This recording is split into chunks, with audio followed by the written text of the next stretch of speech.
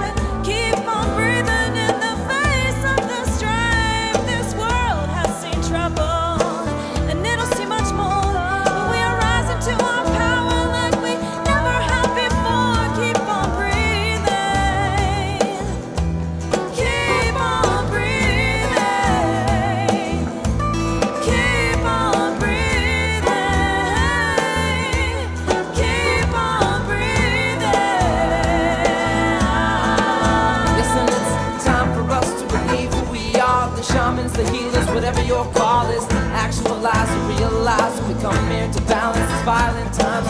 Warriors of peace, ambassadors of love, always staying centered when push comes to shove. Third eye wide open and dancing to music, accepting the power, knowing how to use it. Coming together, we circle the globe, seeing the oneness, our chakras are glowing. Our vibrations where we want it to be, keep it high, you know how it feels to be free. All you gotta do to understand these ways is breathe real deep and enjoy each day. Work selflessly with others and we're lost alive together. Tomorrow is now and there's beautiful weather, so breathe. Breathe in the air. Yeah, take a deep breath. It's everywhere. Heal my spirit, heal my body, heal my soul. Oh, I know who I am, consciousness spinning through sacred air.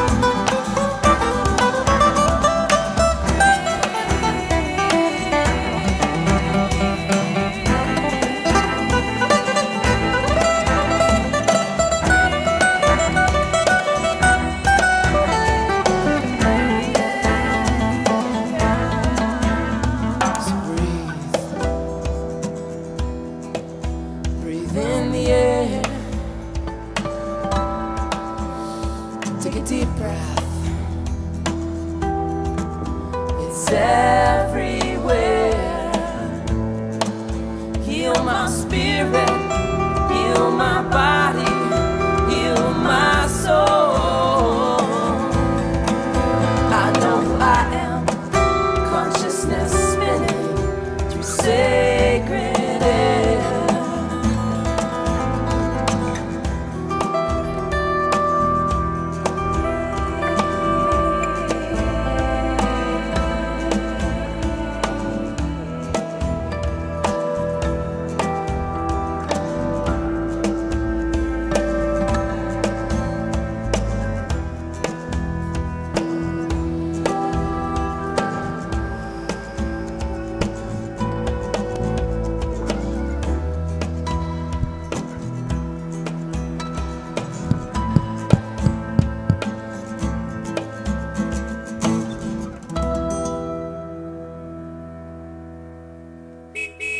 Smile a while and give your face a rest. Yes, I'll bless. Release the stress off your mind, man. Come on, have a good time.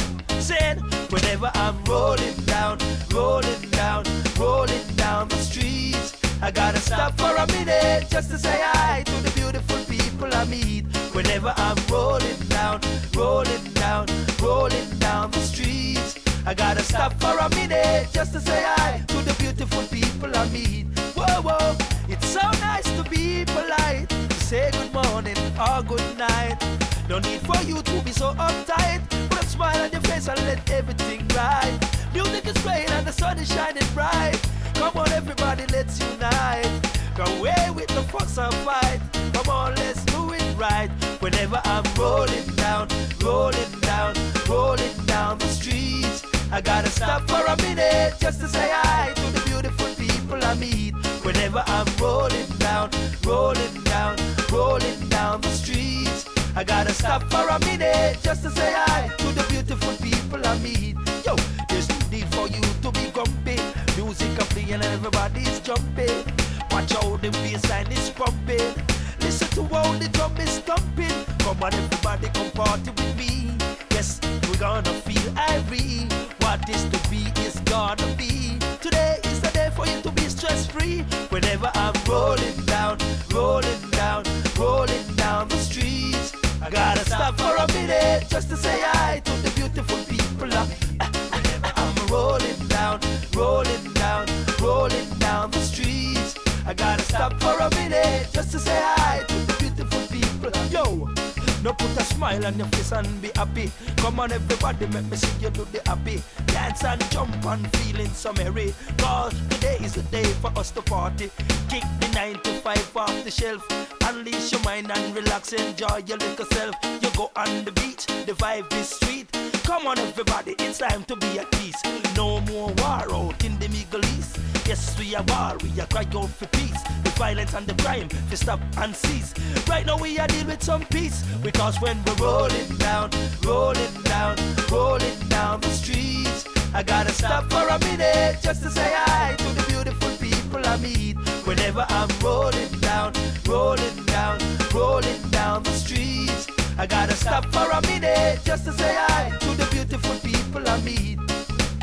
It's so nice to be polite, to say good morning or good night. No need for you to be so uptight. Put a smile on your face and let everything ride. Music is playing and the sun is shining bright. It's time for us to all unite. It's so nice for you to say hi. I don't see no reason why. When I'm rolling down, rolling down, rolling down the streets, I gotta stop for a minute just to say hi to the beautiful people I meet. Whenever I'm rolling down, rolling down, rolling down the streets, I gotta stop for a minute just to say hi to the beautiful people I meet. Well, yeah, yeah, good morning, sir. Hi, good morning, my sister. How you doing, my brother? One love. We are some children. We love, you know, one peace and harmony. It's nice to grow the kids up in the way that they should be. You know, one love, peace, and unity, you know. Party, have fun. Oh, Lord. So nice to be polite, to say good morning or good night. No need for you to be so uptight. Put a smile on your face, let everything right. Music is playing and the sun is shining bright. No need for you to be so uptight. It's so good for you to say hi. I don't see no reason why. Whenever I'm rolling down the street.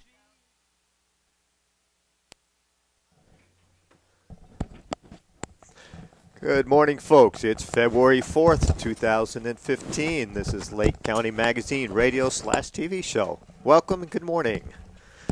Hello, everybody. Sorry, late start here. We've got a new studio set up, so we're not quite 100% on what we're doing yet. Well, after our lovely flood in the studio and about 5 days of getting it dry and getting the new tile down. We got a new floor. Now we have, instead of carpeting, crappy indoor-outdoor commercial carpet, we now have linoleum square tiles. But good quality. Very nice. Yes, I'm happy. And the color's good. It's bright in here now, which reminds me, I don't even think we need to add the lights. Need the lights. Oh, my gosh, look at that.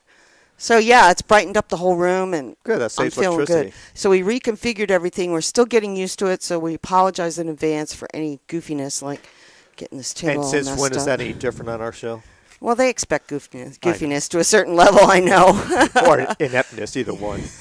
So. Well, in addition to the goofiness, yeah. I don't know if you folks been outside yet, but depending upon where you live on the lake, we've actually had some beautiful fog on the lake and some of the totally beautiful hills where we live. And it's a mystic mountain out there, I'll tell you, with the fog and everything. It's just beautiful. So speaking of that, we have somebody who wants to do a Led Zeppelin show. That's right. They're one of my... What do you think about that, folks? I think it's a really neat idea. Just play Led Zeppelin for an hour. Can then I do once a week? Then I can do a Grand Funk Railroad. That's a good one. The Doors. There you go.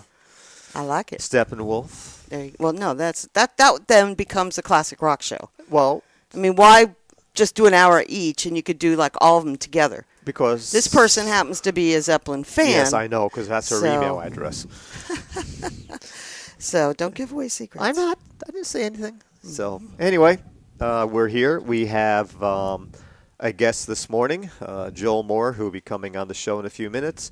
Of course, we also have Megan coming in with her usual report from Spring Valley. And Harriet will be here. And if anybody's coming by the studio, the main door for the studio, we can't find the key, so it's locked. But you have to come around to the Manticorp Tax and Accounting Office. That's where we get and come through that way. Okay. Having too many keys at home. Yeah, I'm not sure where mine. I think mine's in the car. Yeah. But I could have sworn we had another set floating around, but I guess I was wrong. Right. So here we are. Yep, and weather report is we're supposed to have rain coming in later this evening and all day tomorrow. Oh, I love this. I could roll. Yeah, I know. And all day Friday. I'm rolling along. That was Stevie Culture, by the way. Rolling. That was Stevie Culture. That was a song called Rolling Down the Street. And you got to say hi to all the friends and the people that you meet. I don't have any friends. Well, you need to get some. Yeah, okay. You're too miserable. I'm not miserable. I'm a Kermit. Unless I'm on the baseball field. Yes. Yes. Speaking of that. Yes. I have, today's February 4th, March, April. I got 9 weeks before opening day. That's true. But I want to ask you a serious question. Okay. Where the heck did January go? Where did it go? I don't know. And why are you so much taller than me? Because I have my chair up. I can't stand that. I like my chair up. You make me feel like a midget. Well, that definitely is not a good shot that way. But look at that. They can actually see me. I know they can, but I can't sit that high because I like to cross my legs. I got to keep the wife happy. Come down just a couple of inches. You probably got the broken chair, knowing you. Okay, that'll be it for the day. Never mind. Well, I came down a little bit. No, it didn't come down. It looks like it went up, actually. Now it's above the table. There you go. There, that's much better. Thank you. I feel like a midget now. No, you make me feel like a short person. All right. Anyway, my hair's out of place, so let's go. So, said we have Joel coming on in a few minutes to discuss. Well, yeah, are we putting him on at 9:30? No, I don't know. I wouldn't say a few minutes because we don't know exactly when we're going to put him in. You know how this show goes. It'll happen soon. And recap of the week? Sure, why not? Okay, so we dealt with the flood. We had to get all the gear out of the studio. That was the nightmare and a half. Yeah, it was. All of our other rooms were completely filled with everything. But on the positive side now, we've been able to reorganize and reconfigure the studio, so hopefully it'll be more efficient. Hopefully from your perspective at home, it looks a little cleaner and neater. And hopefully, for us, it'll be more functional. Right. And that's our main concern. And let us know if you hear some form of echo because the carpeting kind of I was concerned. If anybody thinks that we sound echoey, just give us a hit on Facebook or an email or whatever. And we can try to next show we'll get some carpeting in here. We can get some area rugs to kind of deaden the sound. Are you going to post us on Facebook? Yes, I'm really, really behind, actually. That's so see, I'm I let you working sleep. my way to it. I let her sleep an extra half hour It has this morning. nothing to and this do what with that. It happens. has to do that we're training a new technical director, and we got work to do. And it takes a little extra time to get started here. Yes, dear. You know. I know. So, anyway, we do have the studio back up and running. It does look like it's a little bit more practical. Also wanted to give an update on Bob. He seems to be in brighter spirits, right? You talked to him. Bob actually called us. Yes. Bob DeWalt, who's been in the hospital. He's our previous technical director. He had some serious issues and is recovering in the hospital in Santa Rosa. Then he has to go into rehab, and so he won't be back with us for probably 6 months or so. That's a shame, but It really is. He does sound a lot better from a mental aspect. Oh yeah, he and sounded really back right. to his normal self. And him calling us was just we never really expected nice. that. No. That was so wonderful. So we have been going down to see him almost every week. We took last week off, but we'll be back again Sunday. That's been pretty much our routine, and just encouraging him in his recovery. And we're just very grateful that he's still alive and still with us, and he will recover from this. It's just going to take some time. Right. And not to beat a dead horse, we did have the Super Bowl on Sunday. Sorry, I beat you to it. That was Sorry the about next that. thing, yeah. And I'm sure all of you or most of you had some type of Super Bowl party. And even we had one, even though kind of it sort was, of, yeah. it was just a couple Yeah. that we know came over and they hung out with us. And Unfortunately, I was extremely disappointed with the outcome. Not that those last. I'm sorry, I turned the headsets up a little. Those last two plays were just now I'm definitely absurd. deaf. Anyway, I'm not All right, necessarily thank a you, big Dan. Seahawk fan. Thank you. You're on my cord. I'm sorry. Um, Not on it. I just pushed. I on just it. despise the New England Patriots because They're cheaters. number one, they're cheaters. Let's face it. A couple folks. years ago, they were videoing the New York Jets practices against the rules of the NFL. They got a slap on the wrist by getting a whopping $25,000 fine, which for a professional sports team is like $1 or $2 to us. And then they lost a draft pick, but it wasn't a number one draft pick. And they have a reputation of doing other rules that they break a little bit more minor. And then, of course, everyone knows about the inflation of the footballs in the playoff game that got him into the Super Bowl. Most players think, well, it had no big effect. Deflategate. Yep. But a couple of the retired NFL players, especially one quarterback, said that's a bunch of BS, that deflating the balls has a major impact on a quarterback and their performance.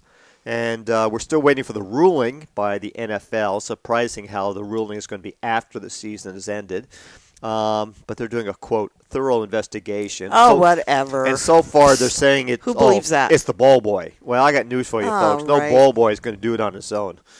And if you heard the interviews of Belichick and of Brady, especially the Belichick one, it left a lot to be desired. He avoided the questions. He basically Well, had I to- just thought Brady sounded like a bobo head. Well, if He's you're like, married to a "Oh, model what?" like that, you can get away with being a Yeah, well, you bobblehead. don't have to really think when you have a life that he has. Yeah, you know. especially with a $20 million a year contract. Exactly. So, Must and be then, nice. I'm sorry? Must be nice. It is nice. One day, well, not one day, Not I'm one too day. old. Sorry. You'll never make the major leagues, No, dear, as much as you love baseball. I had my opportunity and I blew it, so. Yes, you did. Anyway, I'm sorry about that's that. the life goes in the big You city. know, we all have regrets, and we all make choices that Well, it we wasn't- prefer not to make. It's But not a regret. I had a great time staying in Australia, playing in the league down there. But so anyway, so the Super Bowl's over. Seattle lost on thank the last goodness. two plays I of couldn't the. stand the hype. of Oh, but the what about game. the commercials? They were not as good as the prior year. One of them really upset me, and that was the nationwide one. Yeah, I think it upset Oh everybody. my goodness! If you guys didn't see this, I know there's a lot of people out there that watch our show that don't watch TV, but here's what happened: is this little kid comes out and he says, I never got to go in an airplane, I never got to, Experience ride in a life. boat, I never got to do this and that, and they show all these little scenes of him doing all these things, exciting things in his life. And at the end, he says, "I never got to do these things because I'm dead. And I died in an accident, and accidental deaths are the largest cause of deaths of children," or something. And oh my gosh, what a downer! How I thought the Super Bowl was supposed to be fun. Yeah, that commercial got a lot I'm of complaints. sorry, that after just the fact. really hurt. That just hurt. It was not good. Yeah. It was not good. So anyway, we can move on here. Well, you were saying about the rest of the last two plays I want to talk about. Yeah, too. go ahead. Come on, I'm not the football person. Well, the second. I was shocked though. Yeah, second to last play, Seattle had the ball on the 2 or 3 yard line, and the coach, along with the offensive coach, decided to throw a pass to the inside, trying to do a pick play. And unfortunately, it didn't work, and the New England Patriots intercepted the ball, and that basically ended the game from Seattle Seahawks' point of view. It was a horrible call. All they had to do if they wanted to waste time was throw the ball out of bounds or just have another running play and then call timeout. Instead of using Lynch, who was an excellent running back, who is a power running back, and most likely had 2 chances to get the ball into the end zone from the 1 or 2 yard line, and the odds were very favorable for him to do that.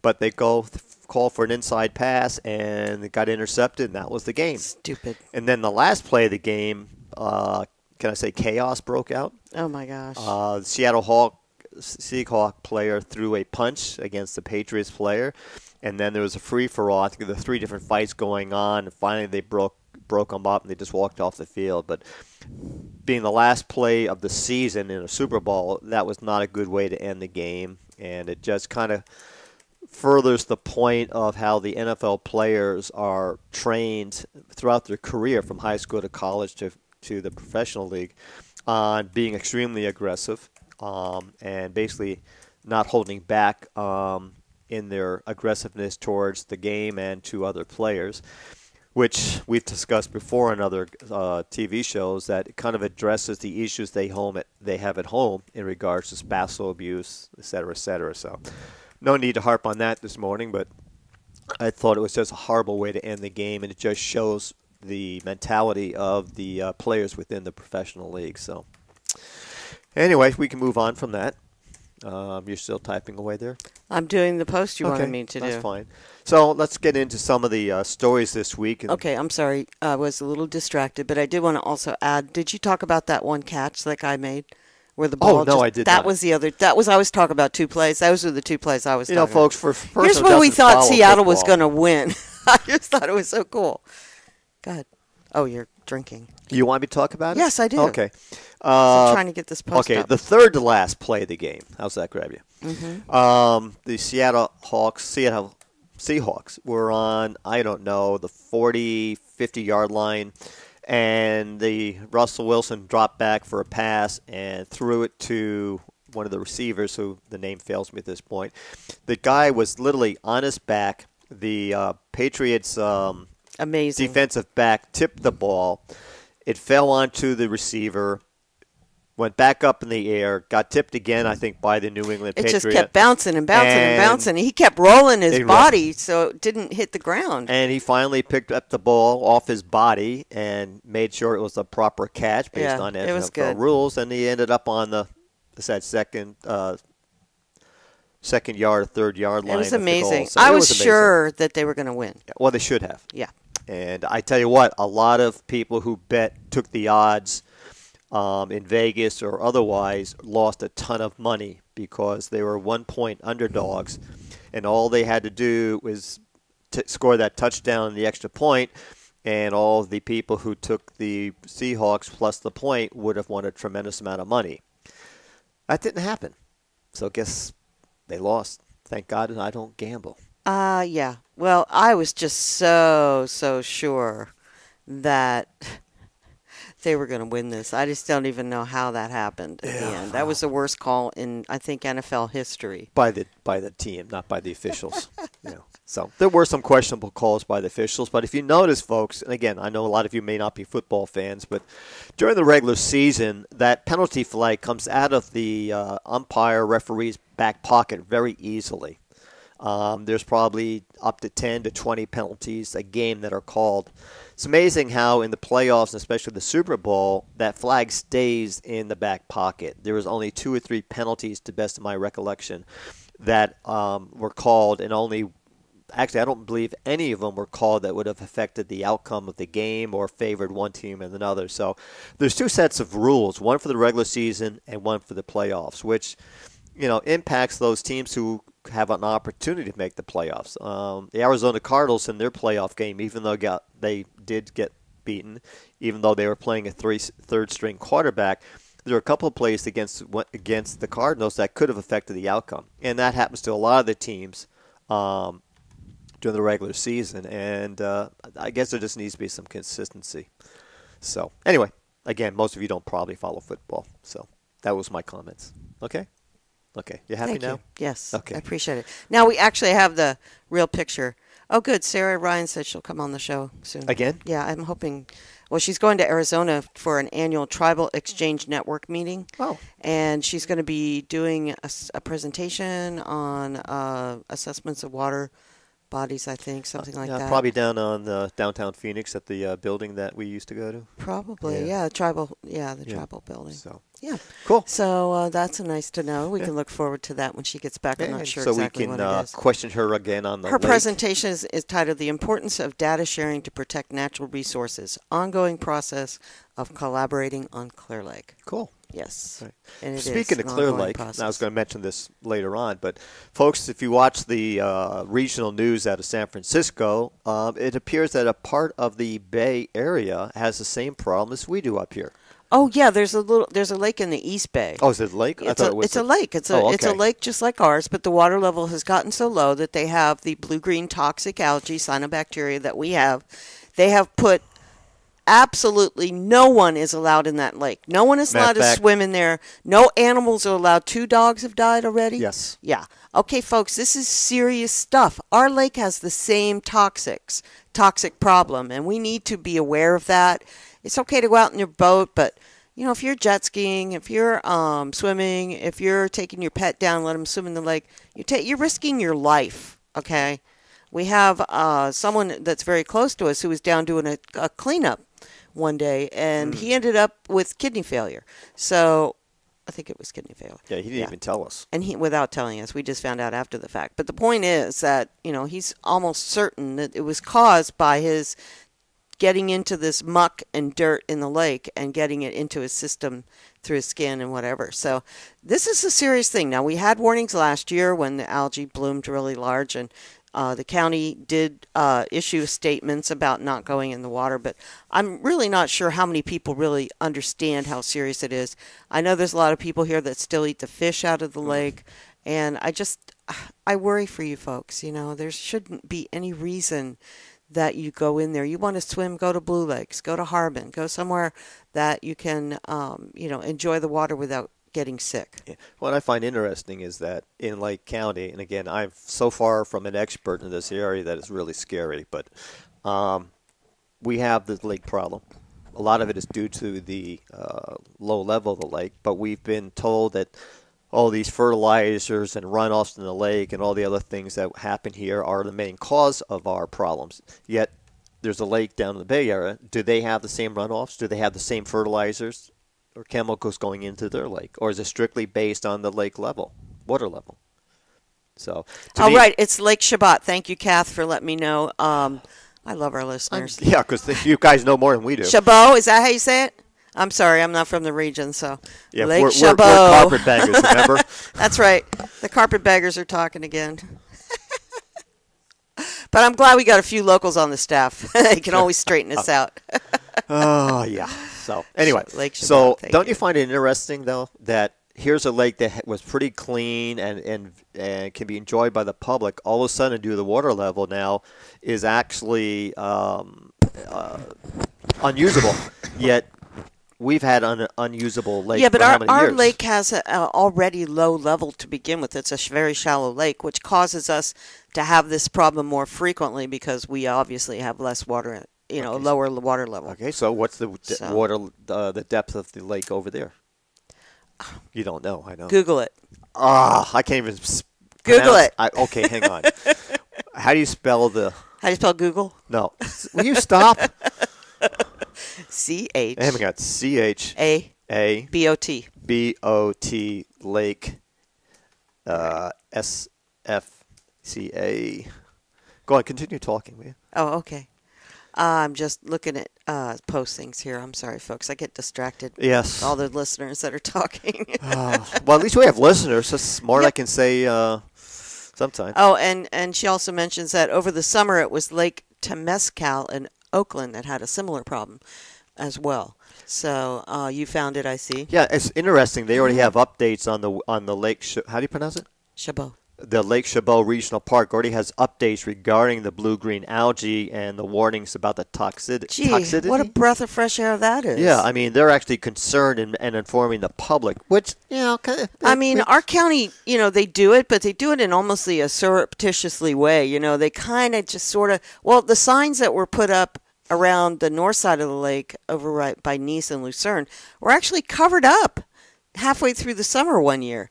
This last season, I think they were fairly open. I know there was some signs down at Clear Lake, at the city of Clear Lake, and there was some news releases that went out. So be aware, folks. I know the lake is pretty and looks nice from the surface, but it ain't nice, okay? And I still think that people who have that as their drinking water should also be very careful how that's used. And because, when you take showers and stuff, that is microbial. It can be absorbed by your skin. So you just want to be careful about the whole thing. We don't know what we're dealing with, really. No, we don't. It's not that, I'm still new to the area, even though this is my third year now, is Lake Chabot is a 317-acre state park within the Oakland city limits. Uh-huh. And has all types of trails, camping, I didn't ask for a golf geography course. lesson. Well, hey, you asked me to look it up. You get what, folks, it's hard. Thank you for that valuable It's really hard to be a host I'll with your probably never wife. see it. Why not? I don't know. You don't take me anywhere. God, give me strength. Unless there's money involved. Well, exactly. Well, money involved means spending it on a hotel No, rooms, like you make travel. money. No, you take me out a couple times a year for fun, but Yeah. let's Speaking of face that, it, we don't go on a lot of road trips. I sent my beautiful and lovely daughter, Jamila, Yes. a Facebook message, since she's a guru of Facebook. See if I can do that Skyping with her partner now, right? Partner? Yes, in the bar. Oh my gosh, yes. Yes. She is now a partner in a Scottsdale bar. Which suits her perfectly because Amazing. she's the social Our little girl. animal. Yeah. Well, she did grow up on stage too. That's true, she did. She had a mom that did a lot of parties. And she grew up with me doing accounting and being boring financial stuff. But she learned a lot of that. Yes, she did. And by the way, I can't find the depth of the lake. So anyway, I may take my wife back to Phoenix, lovely Arizona, so I can meet with this partner first and see what the heck is going on and make sure she's doing the right thing in regards to contracts or whatever, and to see how I can get them as a client too. So That'd be talking great. about taking a fun trip and putting business It's the only way I into can it. get him out of the house. Hey, someone's got to make a living around here, right? Yep. Yeah. So, anywho, what else we got? We got a new show starting Monday at 3 p.m. That's correct. We do. It's called A Positive Light, or I think it's A Positive Light. A Positive Light. A Positive Light. And it features Joni from the Meditation Center. She's going to be doing hour-long meditation techniques. We're going to video it to start with, and if she likes the results, then we will continue. But she may just go to like a radio-type format, so it's just audio instead, and maybe some nice Yeah, slides. we can put some advertising slides up. And Oh, no, not on a You're so crass. You are just so crass. hey, It's someone's got kinda to pay the bills disappointing. around here. Yeah. Yeah. Well, that's true. Luckily, we don't have a lot of overhead. Yeah, whatever. Anyway, Joni's going to be here starting on Monday, Yes. and I'm looking forward to that because we all need to get some meditation and some peace in our life. So when's it going to be actually aired? It's going to be live. Oh, it is going to be live. Yeah. I thought to you said start recorded. with, and okay. then if she wants to record it, we can do that. But we'll probably rebroadcast it. But it'll be available on demand. at lcm-tv.com. Until we get our Roku station up. That'll be on both places. And that should be pretty soon. And we've got some other really interesting stuff in the works, folks. So look forward to some good things happening, hopefully, real soon with our little mini TV station here in Lower Lake. And we are meeting with the gentleman who is helping us with our Roku channel this afternoon to get an update. We're looking at getting a better way of providing our video to the Roku channel, and we've come up with some ideas, and he was researching them, so hopefully he'll have some answers for us this afternoon so we can get up and running. Exactly. It's very exciting. We will be, when we're ready to make the plunge, the probably only real television station in this county at the moment. And we're also working on some feeds from other stations, good content, that we might be able to get their feeds and be able to have that also on LCM TV and Roku. Right. So we're moving forward, folks. A little bit slow at times, but you have to walk before you run. So, but we're getting there. Yes. Exactly. So, and we have a couple of individuals who are going to be representing us from a marketing point of view, right? Right. So we're putting our advertising package together, which includes our show here, our other online shows, our magazine, and eventually our Roku channel. So it's pretty good. It's interesting. I'm not bragging, but Lake County Magazine at lakeholmagazine.com, all of a sudden, this last 2 weeks, the number of readers we've been getting, or I should say households, has just increased tremendously. Not sure why. Well, I think a lot of people are just learning about us because of the LC Real Scanner news page, which we have to thank Megan Berger for running that on Facebook. She's the admin over there along with myself, and she's done a great job in being objective and just reporting what the scanner is saying. The facts, nothing but the facts. And trying to keep it to the facts and nothing but the facts, ma'am. And I thank her for all of her input. Plus, she's actually done a few good stories. As a matter of fact, we did a story the other day about a woman who was had her van stolen at gunpoint in the Burns Valley Plaza. It was an odd story because Clear Lake PD and us clearly had talked to two different people because there was completely different stories as to what happened. So we printed both sides. CPD said that it was an attempted robbery at the bank, the Mendo Lake Credit Union, and didn't mention the fact that the woman's van had been stolen. Right. The story that the actual victim gave to Megan was that she had met the guy at Safeway. He'd asked her for a ride to Walmart because she was headed over to Walmart. I don't know if they had previous knowledge of each other, but they took him to Walmart. And when they got to Walmart, then he's saying something like, well, I need to go back to the bank and get some money out of the bank. Can you take me back over to the credit union? And don't ask me why, but this lady said, okay, and took him over there. And then he pulled out a gun, and he took all of her money, and he took her van, and he drove it to Ukiah. The van was just recovered a few days ago in Ukiah. The guy's name is Alan Crowe, Crowe, I believe, or maybe without an E. But they know he's out there. He has not been apprehended, but the van has been returned to the owner, although it did cost him $460 for having it in the storage up in Ukiah. Well, what was interesting, correct me if I'm wrong, is that it was reported to the police that the van had been stolen, gave them a good description, yet the Clear Lake Police Department actually saw the van and did nothing about it. In our story it said that one of the Clear Lake police officers saw the van go by or saw the guy in the van or whatever and never bothered to stop him. I think they thought it was a local person. I think what they thought was that the two people knew each other, and according to the victim, she had just met him right there at the Safeway, which kind of is a good lesson, folks, that you don't trust people with your life like that. I mean, my goodness. Especially if you have money. And they also had no mention of a gun, I think, either. Right. So there are conflicting stories from, the witnesses, but I think the person that actually got robbed would have the correct story. Exactly, and that's who we got our information from, so I trust our story above all. Exactly. So yeah. anyway, that story was in Lakeland Magazine. But get back to the point is that we've almost doubled our readership. But it's stories like that, I think, because nobody else has those stories. Yeah, it's funny. So it's good to see that, we've got people like Megan out there, people like Beth out there, people that are out in the streets that are getting the info and putting it up there that nobody else is getting. Right. And hello, I'll speak English here. Blah, blah. I actually am putting stories up for tax season. So if good. If you need, they're interesting to me. But it does affect your tax returns and getting updates on what's going on. We also posted the website for the SBA loans last week. For those who are in business or want to get into business, you can go to our magazine and get an update on the SBA loans, what the criteria is, and actually go to their website. And you have something about the Obamacare program? Yeah, that's funny. I did post an article regarding Obamacare. Without being biased, was just how to some of the rules. We have the February 15th to actually sign up. But it was interesting yesterday or the day before. Today's Wednesday. I think it was on Monday.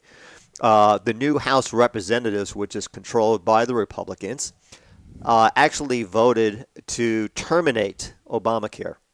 That was one of their very first acts when they sat. But it has to go through the Senate. Now, can't imagine. I'll be polite. That. President Obama basically said he'll veto it. Of course but he will. If he vetoes it, it then goes back to the House and the Senate. If they have a certain majority of yes votes, so they can veto the veto. Absolutely. Oh, I didn't know that. That's the checks and balance in our government. Oh man, what if they do that for Keystone XL? The Republicans are in control. I know. So therefore, they want. So he said he'll veto Keystone XL. So we might be like SOL. Yeah. And I don't know how many of you out there actually do have the Affordable Care Act. I'll quit referring to as Obamacare. Thank you. And who have signed up for it.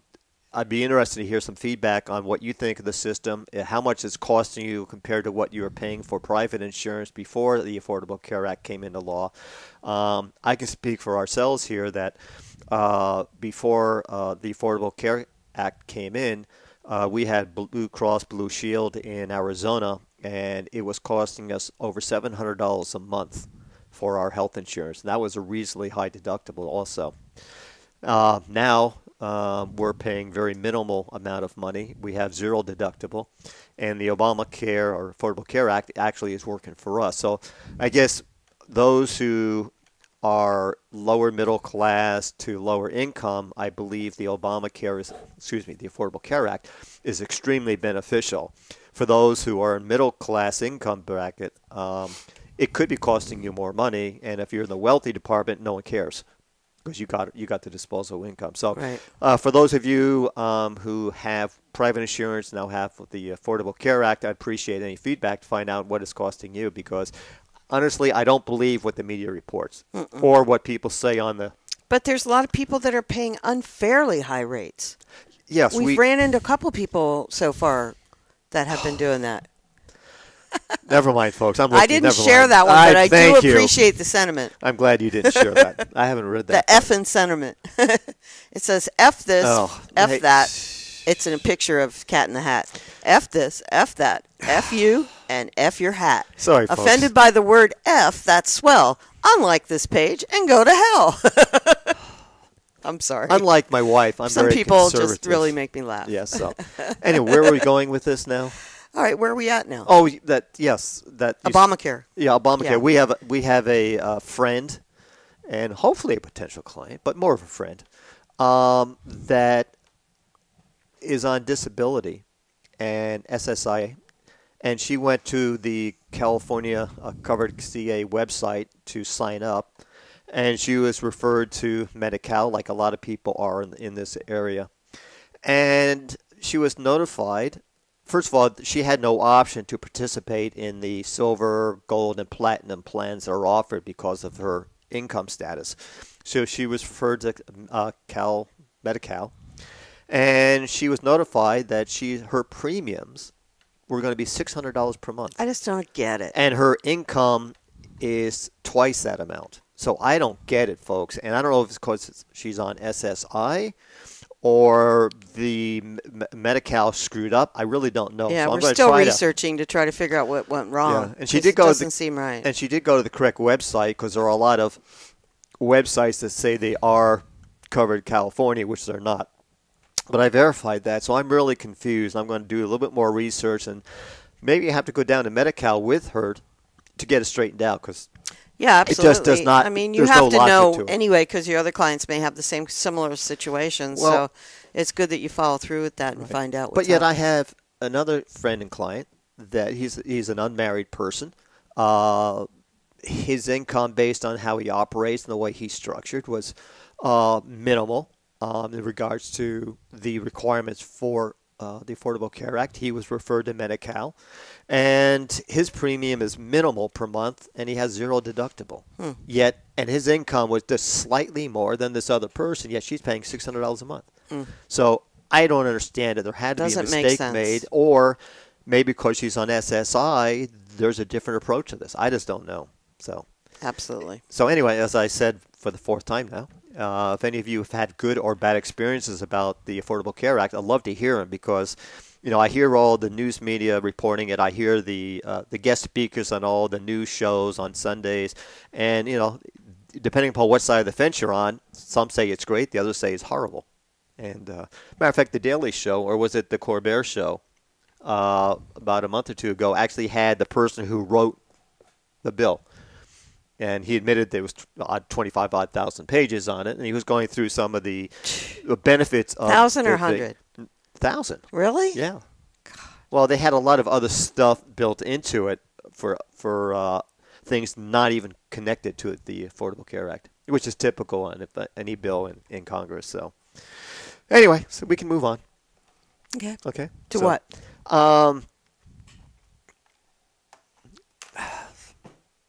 I don't know. We got some. Oh, fine. Sorry, folks.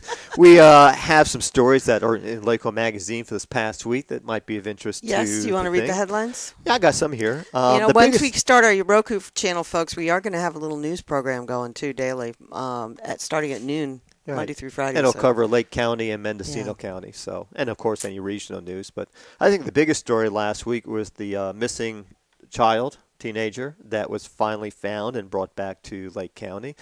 And based on what we've been told from the law enforcement offices, that she did leave. She was located in Glenn County. Where's Glenn County? Oh, yeah. She was taken by a family friend. Allegedly. Was it Glenn County? Yeah. Oh, I got it right here. Glenn County. Where's Glenn County? Chico or someplace. Is it? Okay. I don't know, or maybe it is. Anyway. But anyway, he took her away, and they found her, and now there's a big debate going on. Well, did he sleep with her? And if so, why isn't he being charged with rape? There's right now, rumors that the victim is related to the DA. Oh, really? So I didn't hear that there one. may be some way that he has to recuse himself before charges could be filed. Right. So there's a little bit of shadiness going on somewhere with that. I'm not sure, but the guy's only been charged with just child concealment. Yeah, so who knows? It could be an abusive household. He could truly be just a friend of the family, and could be actually with the best of intentions. We don't know the whole story, so we're not going to judge or make any judgments. No, but anyone else, let me rephrase that, in any other part of the state or country, they would have automatically been charged with kidnapping, and then they could have pleaded down to that, or they could have adjusted charges once the real facts came out. But in this case, it was just child concealment. So, and it was a 22-year-old male. I'm not going to mention the name because he has not been found guilty yet. And again, he's only been in charge with child concealment at this point. Right. So another story, and it's kind of humorous, but it's not. I guess there was a domestic dispute between a gentleman and a lady that resulted in some wounds. If you read through the story, then at the end of the news release by the police, it says, well, these two were together, and some witness said there was a gang of 7 to 10 individuals, and they got into a disagreement with this couple, and allegedly they're the ones who stabbed and beat up these two people. What's interesting is that no charges have been filed at all. So the dispute between the man and the lady, they refused to put charges against each Yeah, other. that was kind of weird. And then the alleged stabbing by these 7 to 10 well, I teenagers. guess they all want to keep it all in the family. You I know? guess. But, it's up to law enforcement to... Yeah, can't they override yes, what they the people can. want? Yeah, especially in domestic abuse. Yeah. They automatically will charge the spouse, and then if they don't have that's any... what I thought. They just did that as a matter of form. Exactly. So, but that was kind of interesting that there was an actual stabbing, and that there are no charges placed at all against anybody. Right. So, the other story, I guess a 76-year-old man in Clear Lake was robbed by 2 young men, and luckily there was no weapons involved, so the gentleman wasn't hurt. But he's 76-year-old, so these 2 teenage boys came up to him, said, "Give me your money." The guy just said, "Okay," which I don't blame him. You never know if they had a knife or a gun hidden. And kudos to the Clear Lake Police Department. They literally went on foot and chased one of the young men down. They ended up at Tire Pro and arrested the man there. And then they finally got the other gentleman. I guess he turned himself in. Both confessed to the robbery. Wow. And they were charged accordingly. But, I'll say this lightheartedly. I've never really had much compliments about the Clear Lake Police Department. And I always joke, even though it's a fact, that a lot of the law enforcement officers in this county, be it city or county based, are not exactly in the best of shape physically. I find it. It's not just Clear Lake. Lakeport has the same problem. That's what I just said. Yeah. And unfortunately, and so does the sheriff's department. It's state and countrywide. Is that some of these law enforcement officers aren't exactly in good shape. They're actually on the stage of being fat and out of shape. And I'm surprised there's actually no regulation within the law enforcement that says you got to take a physical test once a year, see if you can pass the obstacle course or whatever it may be, and ensure that they can do the job from a physical point of view. I don't want to even look at that. Do you see what it is? An air It's pressure. called an AFC championship ring, and it's consisting of a Oh. valve to inflate your ball with or deflate your ball. Okay, let's not go down that road right now. So anyway. Okay, thank you, Miguel Lanigan, for that one. Yeah, kudos to the Clear Lake Police Department to actually getting on foot and chasing these people down. Because these were young teenagers. Well, not everybody in the department is out of shape I- either, so thank God for that. Yeah, so, and chasing down 2 young men who were on the thin side, that's not bad. So no, they did good. Job. Good job. Kudos. Right. Yeah. So, okay, it's 7 minutes to 10. So our guest will be here at 10 o'clock. Yeah. Okay. We'll have another segment coming up. We're going to take a break right now. But we are? Yeah, why not? Okay. We'll take a break. All right. And then we'll hopefully have Harriet Suchet come sashaying in here. Okay. And if she's a little bit late, we got some other... We got more subjects to talk about. Yes, we do. Yes, so we do. No worries on that. So Okay, so we're going to do a little bit of the United Future Organization, and this one is called Loud Minority. Loud Minority. You are on Lake County Magazine with Terry and Pete. There you go. She's taking my... Stealing your thunder. Yep. Love you, baby.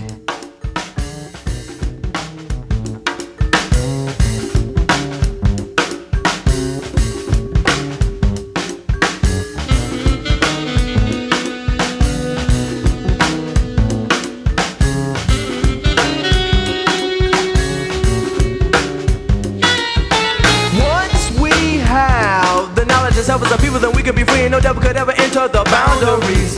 I stand in the center around all these sounds I see. Blessed are life that I found the key. That's how we be. We are by no means ashamed of our cultural background. Not a tad bit afraid of change. Look around, it's the same old Hey, what's going on, man?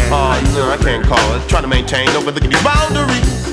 I gotta be righteous, I gotta be me. I gotta be conscious, I gotta be free. I gotta be able, I gotta attack. I gotta be stable, I gotta be black. Who is that surrounding me?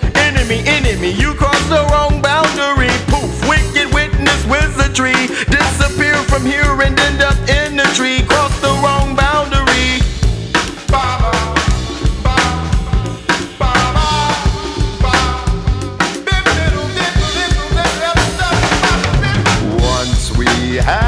the knowledge of some people, then we could be free and no devil could ever enter the boundary.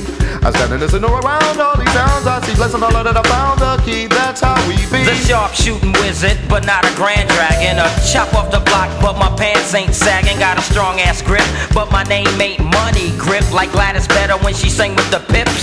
And when it comes to strength, I'm surely of the stronger. And when it comes to death, I pray my children live longer. Payback's a bitch, that's why I never borrow. If the push come to shove, I do a stick up tomorrow. With the group thing over and my flat top gone, I'm living kinda lovely, only a law above me. Proving that old time axiom, birds of a feather flock together. Know where I'm coming from?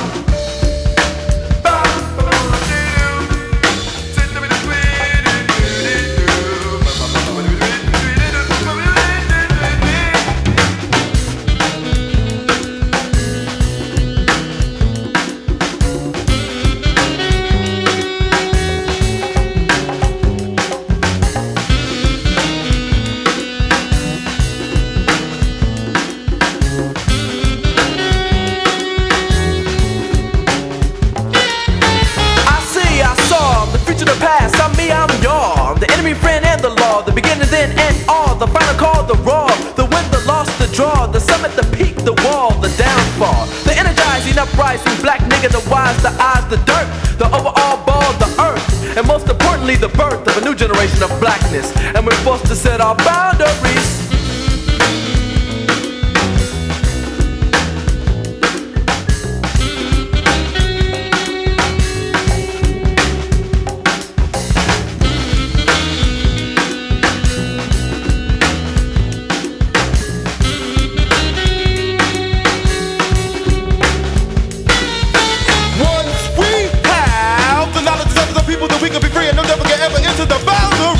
I stand in the center around all these sounds I see. Blessed all that I found the key, that's how we be. I gotta be righteous, I gotta be me. I gotta be conscious, I gotta be free. I gotta be able to counterattack.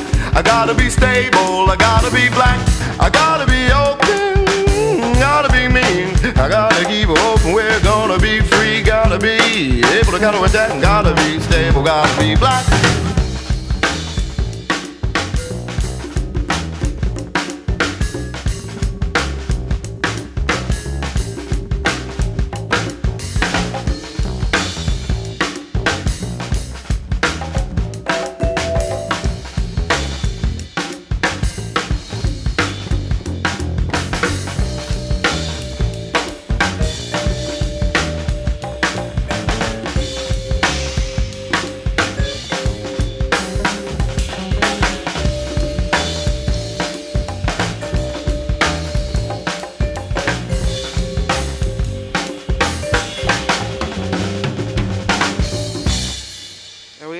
We're back. Like it or not. So, on that note, while my wife is eating.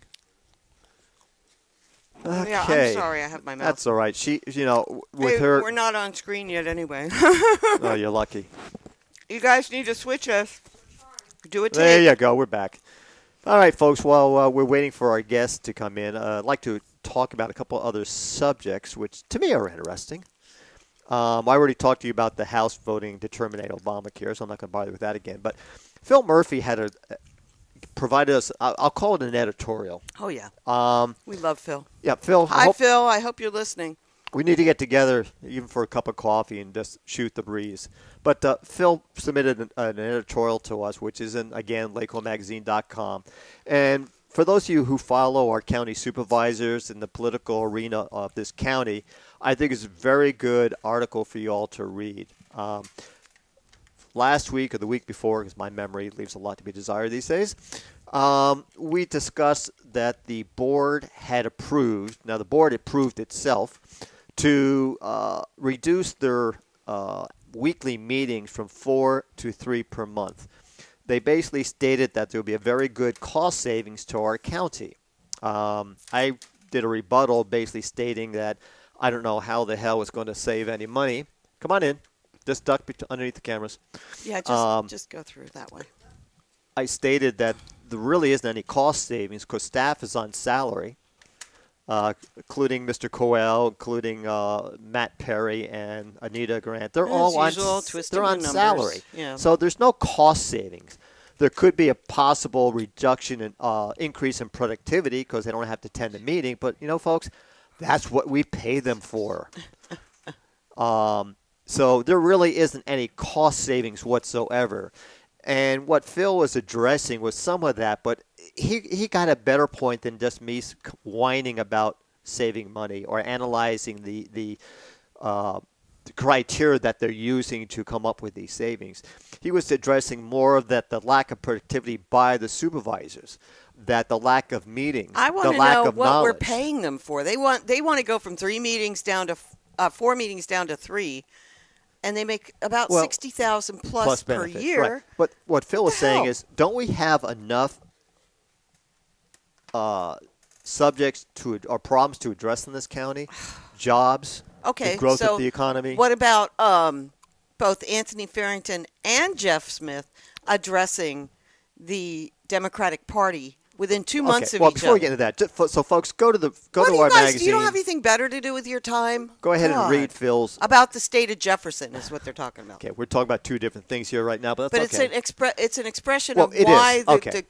this county is in the shape it's in. Right. It's a lack So- of priorities. Right. So, and as Phil mentioned also that if you listen to the board's meeting, by the way, we have the supervisors meeting from yesterday. The video is already posted on our magazine. Yay. So if you want to hear some of the humdrum subjects they discussed versus some of the more important items, please go there. And I have that video of the meeting up every single week as fast as the county puts it up on their Right. website. So, Right. so what my wife was getting at is that 2, 3, 4 weeks ago, Supervisor Farrington went to the Democratic Club in Lower Lake. Probably at their last monthly meeting. Yeah, okay, last month, to talk about the state of Jefferson, which is cool. I think we're all interested in that and find out what the good, bad, and the ugly is about that possibility.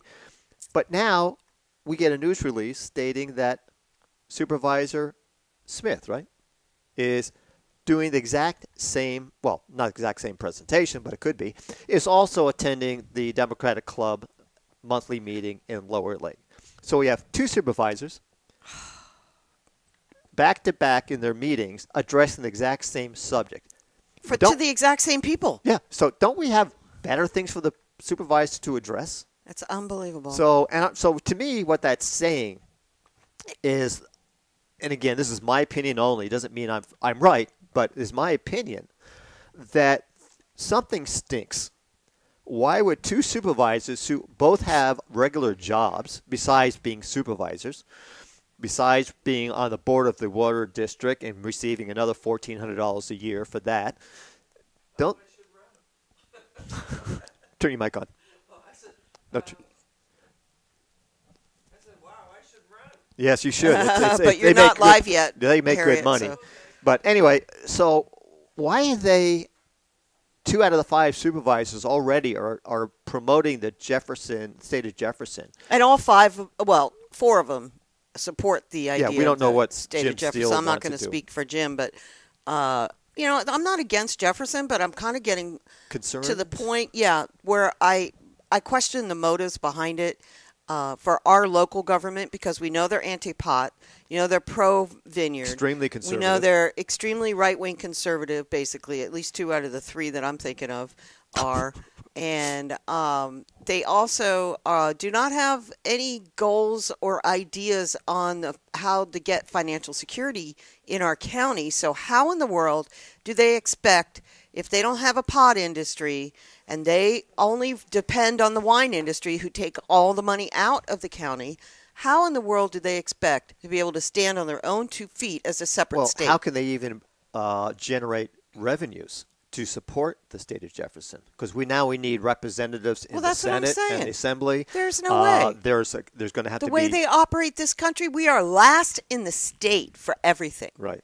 Okay, last in the state, folks. Well, bottom and they tier. think that they can turn around and start a new state with their government? No. Yeah. So anyway, that is I'm our not opinion. interested. Thank you. We need to get more. Matter of fact, we are trying to communicate with one of the advocates of the state of Jefferson. They have an office in Lakeport, and bring that person onto the show so we can get their side of the story, and maybe we'll learn something, get some more facts. But what I usually seem lacking in our government here, be it Clear Lake or the county, and I have to admit I'm not that familiar with Lakeport because we don't attend the meetings as often as we should.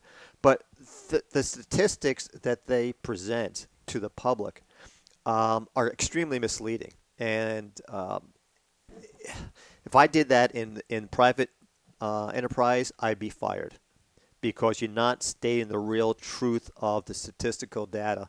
And we talked about it last week with Clear Lake presentation by the finance manager up to the county in analyzing their costs and their budgetary requirements. And it's just, you got to get to the facts. It's not, what you hear is not what you should believe. And if anyone has concern over that, demand a copy of their budgets, demand a copy of the data that they're promoting, and make them accountable. So anyway, so I don't know how the state of Jefferson I just think it's ridiculous, and it's a waste of our money. Now, first of all, they want to go from 4 meetings to 3, and then they want to spend their time talking about the state of Jefferson, which is a dream that is never going to come to fruition, folks. There's no way financially they can pull this off. And I certainly won't vote for it if I think they're going to be in charge of it because they can't even run Lake County properly. How in the hell are they going to run their own state? Right. I'm sorry. They have lost me completely. I used to like the idea. I have some proof of how this county can be. Okay. Well, you're still not on the microphone yet. Can you make sure she's switched on? No, we don't have. We have to turn you up. Sorry. Yeah. Oh, hang on, folks. To show people what happens when you fall in a county that doesn't fix things. Yeah. Okay, you got my mic on? Yep. I just wanted to chime in because I'm very political myself. I was up in Lakeport antiquing, trying to relax. I'm looking for old wool rugs. This is Harriet Susheb, everybody, and we'll get her on camera in a second. And I'm up there and I'm walking around. Going a walk and about. And I'm on Main Street, and having a blast. I turn around and I trip on something, and next thing I know, I'm face forward, scratching up everything. Oh man, but that's a city problem, not a county problem. Well, it just gives you an idea. It's like they'll fix things their way and then not complete things. Somebody, I would say, in the county had pulled up some trees.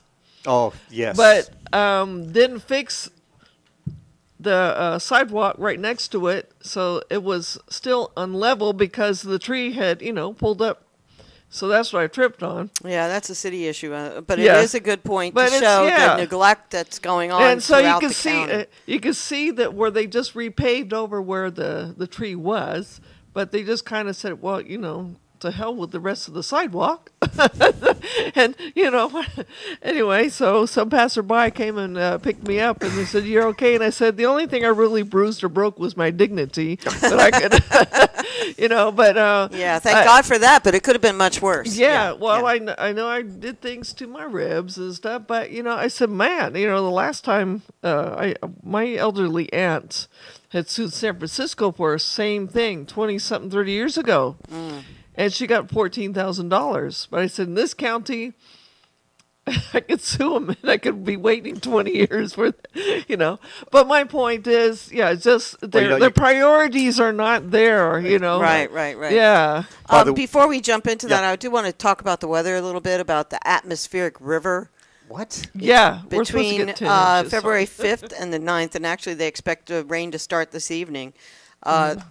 They're going to have breezy to gusty winds up to 45 miles an hour. Whoa. They're going to have heavy rain that can cause small stream flooding, and they're predicting snow levels 5,000 to 6,000 feet. So we actually could see a little snow on top of the Mount Konocti. So that's going to start tonight, folks. So be prepared and be aware. And I got to make one comment. Yes, of course you do. As I said, folks, it's kind of hard to be a co-host with your wife sometimes. Anyway, we live in an area that's quote-unquote wooded. That's why our homeowners insurance is skyrocketing, but that's another subject.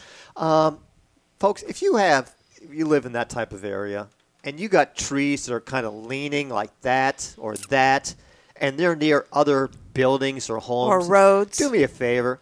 Trim them or Cut them re-secure down. them or cut them down because I'm sick and tired of having to move trees to get to work. So ridiculous. We had to move three times. I understand. And so, folks, look. Every time it rains, we get 2 or 3 more trees across our road, and we're trapped. And with 45-mile winds being predicted, we're going to see our some house more is come in danger. down. Yeah. Which means I have a lawsuit possibility, or our insurance is going to have to build us a new house. Yeah. But being serious, it is a concern. So be nice to your neighbors, be more respectful, and do what's right because it's dangerous. Simple as that. So. Yeah, trim the trees, and then donate the firewood. No, that's absolutely right. Yeah. That's what we do. We've had to cut some trees down. We have it for firewood. So. Yeah, exactly. Okay, anything else on the weather? No, I just wanted to make sure everybody's aware that it is moving in tonight, possibly early this afternoon. We're going to get it sooner than everybody else, and it's a big system, and it's a heavy system. Along with another one coming in. We definitely need it. I was in fear of using my fireplace yesterday, but they said it's coming because where I live, same thing. Everything's tinder dry. We got to be careful. And trees are kind of leaning and absolutely. Absolutely. Remind me to bring firewood in when we get home. Oh, yes. Before the rain starts. We're going to need to keep my memory leaves. Okay, well, we should get back onto our continuing drama if you of the Zodiac Killer. Okay. Hey, word is getting out about all this stuff. And I've had people asking me questions. I got to say hi to Dee and all the workers at the coffee shop. Because, that's your camera there. Sorry. Hi, Dee, all the workers at the coffee shop. They may have us on right now. Oh, cool. Hi, everybody. Yeah, because they said, but isn't that fascinating? And another person who runs the storage units right up here in Lower Lake, she says, how weird you're talking about this now. And there's a guy in Jerusalem Valley, the connections and Is that the guy who said he knew them? Or what's the Jerusalem I would Valley think connection? what they were referring to Marie Antoinette Annecy, the body that was found 1970. That's, I believe that was the Jerusalem Valley, near the lake and Napa County borderlines. And so people are talking, and I said, we do need to do an update documentary of sorts, even with the cell phone cameras, Yeah. I can go down to Lake Berryessa, right where a lot of this stuff happened, and go through Jerusalem Valley and try to, just take another look, a fresh look, because we know. True. Nanette Bardo and I, so she's probably going to be listening to at some point. Anyway, she's doing the document stuff, and she keeps on finding more and more and more. And this is 5 years for her into it. So she says, there's the Lake County Herman, the Knoxville Road or whatever connection to Marie Antoinette Annecy. And then there's, of course, the Lake Berryessa was about a year before that with right. Ryan And I want to Hartnell, keep Cecily following Shepherd. this where we're at right now, which is after Lake Berryessa and after the murder of Sergeant Radich, who was killed in his vehicle. And that was when the first, I think it was in 1970.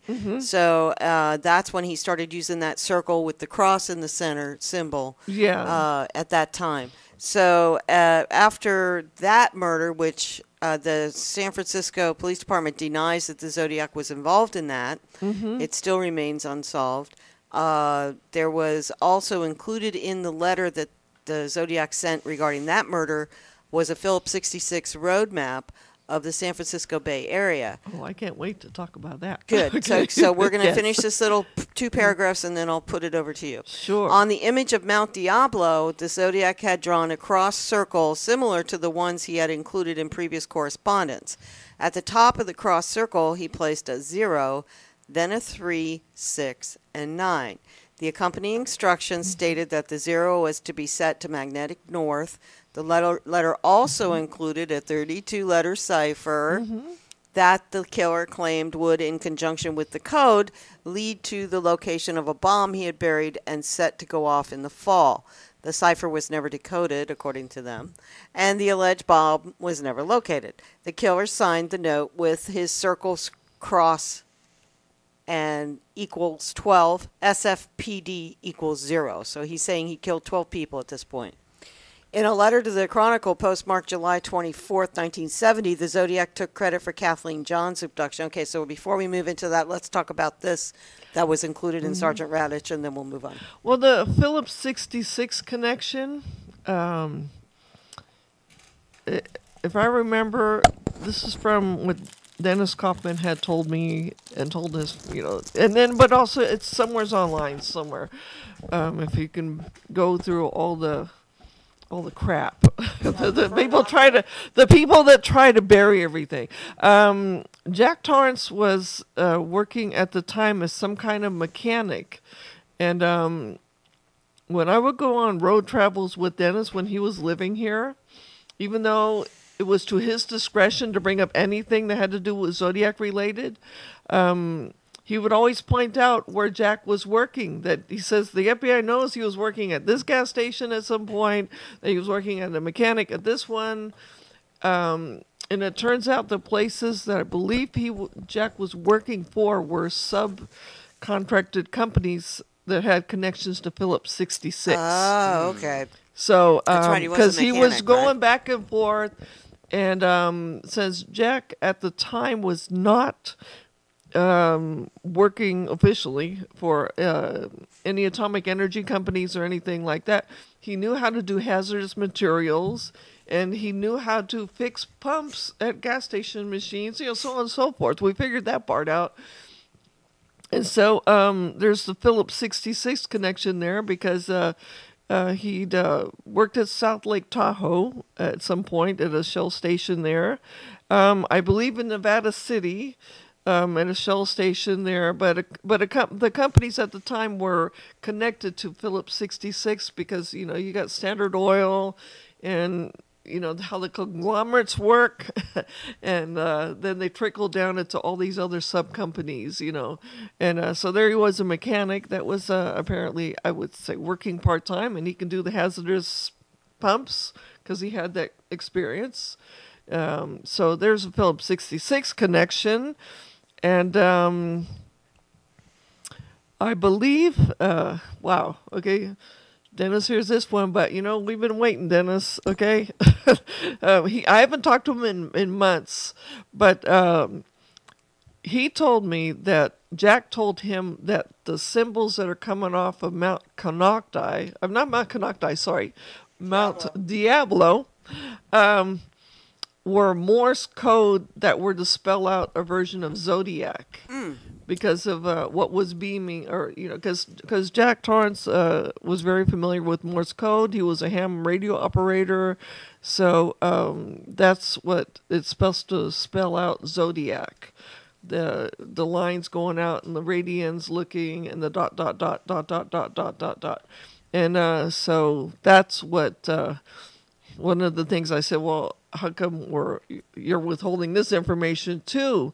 He says, well, the FBI told him that once the SFPD or other subsequent jurisdictions close their cases, then they'll bring out more stuff. But, at the time, this was 2011, 2012, we said, man, that's going to happen when hell freezes over because they just won't close these cases. Right. Well, it says here regarding the radians. Mm-hmm. Yeah, it really is the Wikipedia really has a really in-depth overview of this whole situation. I'm really happy to see Jack that. Torrance was a mathematical whiz, right? So that's how come he apparently got very easily into atomic energy and things, right, and math. He obviously and was brilliant. Yeah. In a letter to the Chronicle postmarked July 24th, 1970, the Zodiac took credit for Kathleen John's abduction 4 months after the incident. And that's when we talked about where the lady escaped with her baby, thank God. In a July 26, 1970 letter, the Zodiac paraphrased a song from the Mikado, adding his own lyrics about making a little list of the ways he planned to torture his slaves in paradise. Now, he spells paradise, Paradice, and according to you, he was actually living in a motel called the Paradise, spelled exactly the same way. It still exists today. It's and now where is historic. that? It's up in South Lake Tahoe. Oh, okay. It's listed among one of the historic motels now. Great, okay. And so they're not going to get there. rid of that motel. The letter was signed with a large, exaggerated cross circle symbol and a new score. The circle cross equals 13, SFPD equals 0. A final note at the bottom of the letter stated, P.S. The Mount Diablo code concerns radians plus number inches along the radians. In 1981, a close examination of the radian hint by zodiac researcher Gareth Penn led to the discovery that a radian angle, when placed over the map per zodiac's instructions, pointed to the locations of 2 zodiac attacks. And there's actually, this is where Nanette Bartle's going to have to come on sometime, because I told her. She's more than welcome. Well, because Dennis even did the same thing first, that he noticed where there were alleged cold cases, which there are cold cases. They're right along where all the dots are, where the lines are. And it was almost like, in a weird way, he was trying to spell out zodiac and give clues, and and it's very sad. Very because, complex. Yeah. So, but we do have that map coupled with the code and the symbols decoded. Yeah, that's And, what I want you to get into. Let me just finish the rest of this section, and then we'll go to your codes. On October 7th, 1970, the Chronicle received a 3x5-inch card signed by the Zodiac with the circle cross symbol and a small cross reportedly drawn with blood. The card's message was formed by pasting words and letters from an edition of the Chronicle, and 13 holes were punched across the card. Inspectors Armstrong and Tashi agreed it was highly probable the card came from the Zodiac. Okay, so do you have your paperwork that you want, the code that you want to talk about? I'm looking for that. I also want to bring up the shameful thing that was found out, that you'd think with the stuff with blood left on it, that they would have saved that evidence, but they didn't? No. What? That evidence ended up disappeared. That's what everybody's told. And that's what the FBI was told via Dennis Kaufman. They all went looking for this evidence. So this feeds into the theory that you match DNA and with the blood and stuff, and they said it ended up disappeared. This feeds into the theory of the conspiracy too, doesn't it? Yeah, something doesn't set right. Yeah. And when you look at some of the other decodings, there is some kind of a link possibly to a higher authority. I don't want to give it all away yet, but yeah, here we go. And you brought up about Garth Penn. He's been beat up to Hades and back. But I just wanted to say something about with Garth Penn. I was looking for some information on how to help decode the stuff more after somebody who used the last name of Swearingen had contacted us. So, by the way, Swearingen, if you're listening and you want to be backed out, you need to take down the rest of your information on the book you were proposing that's still online. So, anyway, but so it's nothing personal, because he told me, Swearingen, this guy, he says, I'm kind of backing out of this. The book is supposed to be coming out, so on and so forth, of the stuff that he worked on. Right. But he said, you keep going, Harriet. Keep going on the codes. Something was scaring him. So something was scaring Swearingen. Anyway, but he came up with a version of with a lot of stuff that had to do with the map coupled with the code, the symbols at the bottom, and we were understanding at the time that there's phonetics involved. Sounds that run together that will help decode the information, as well as what symbols mean, map symbols, everything from, I would say mathematical symbols to if you were a survivalist, you would know how to read the map symbols, how to find water, and so on and so forth. So, and this guy was pretty much very familiar with all those symbols. So I'm going to try to do my best to say what we came up with, because it was a combination of things. He couldn't have come up with the 32 symbols, I believe it is, decode without understanding how to do Jack Torrance's "My Name Is" cipher, which were keys to the code. It told them which way to go and turn the keys. I remember that from last week. So here we go. So fascinating.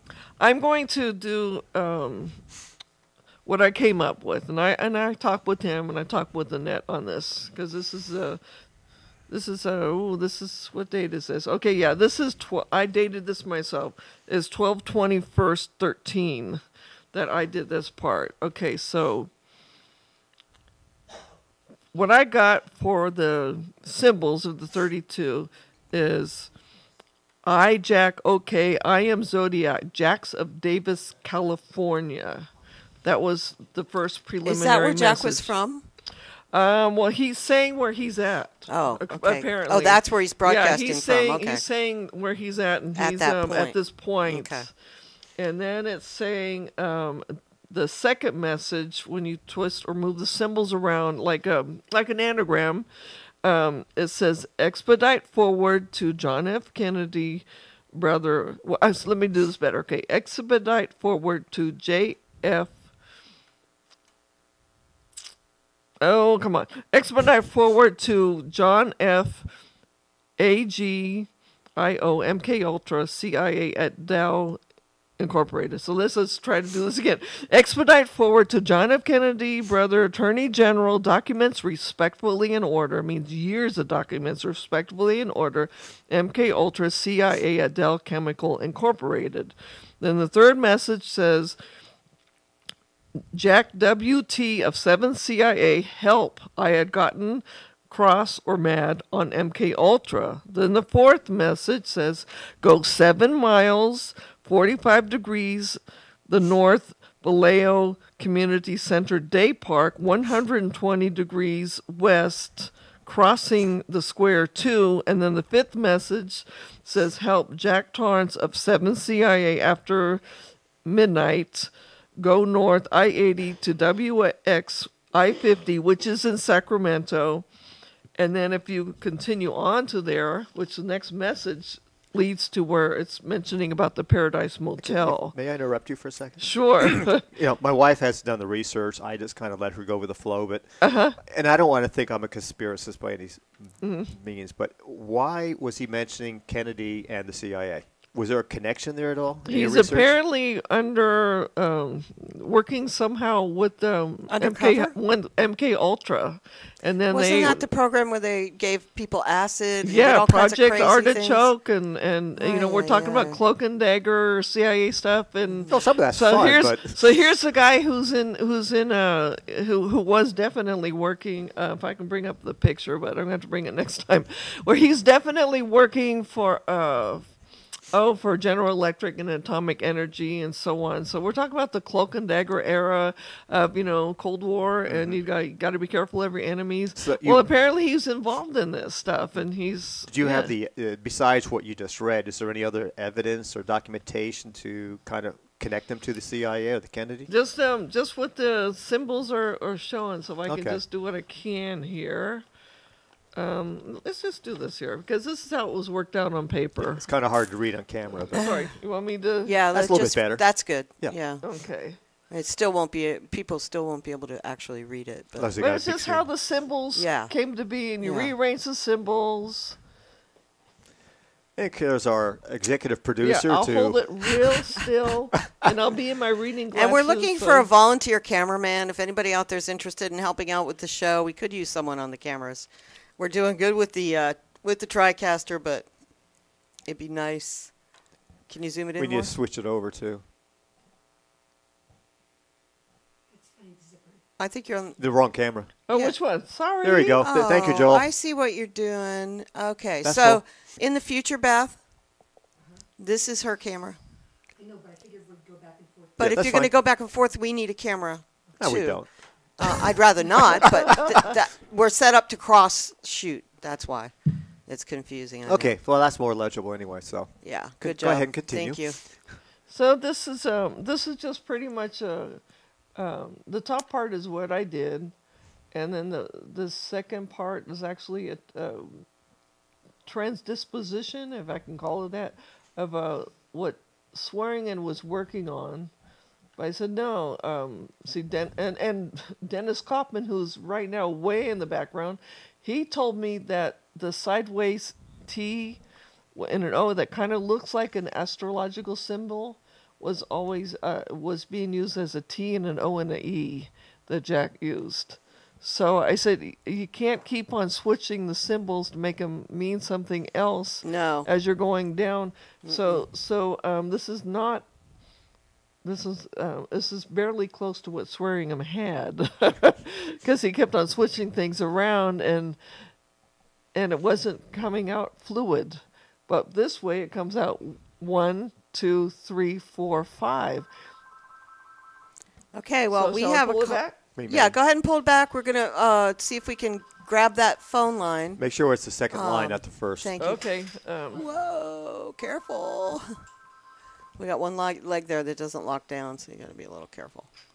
It's the amazing flying camera. Can you get that? Is it line 1? Yes. Oh, okay. Yeah, let it go. The number to call in if you're calling is 701-6029. We changed the number, so if anybody out there wants to talk on the air, that is what you want to call.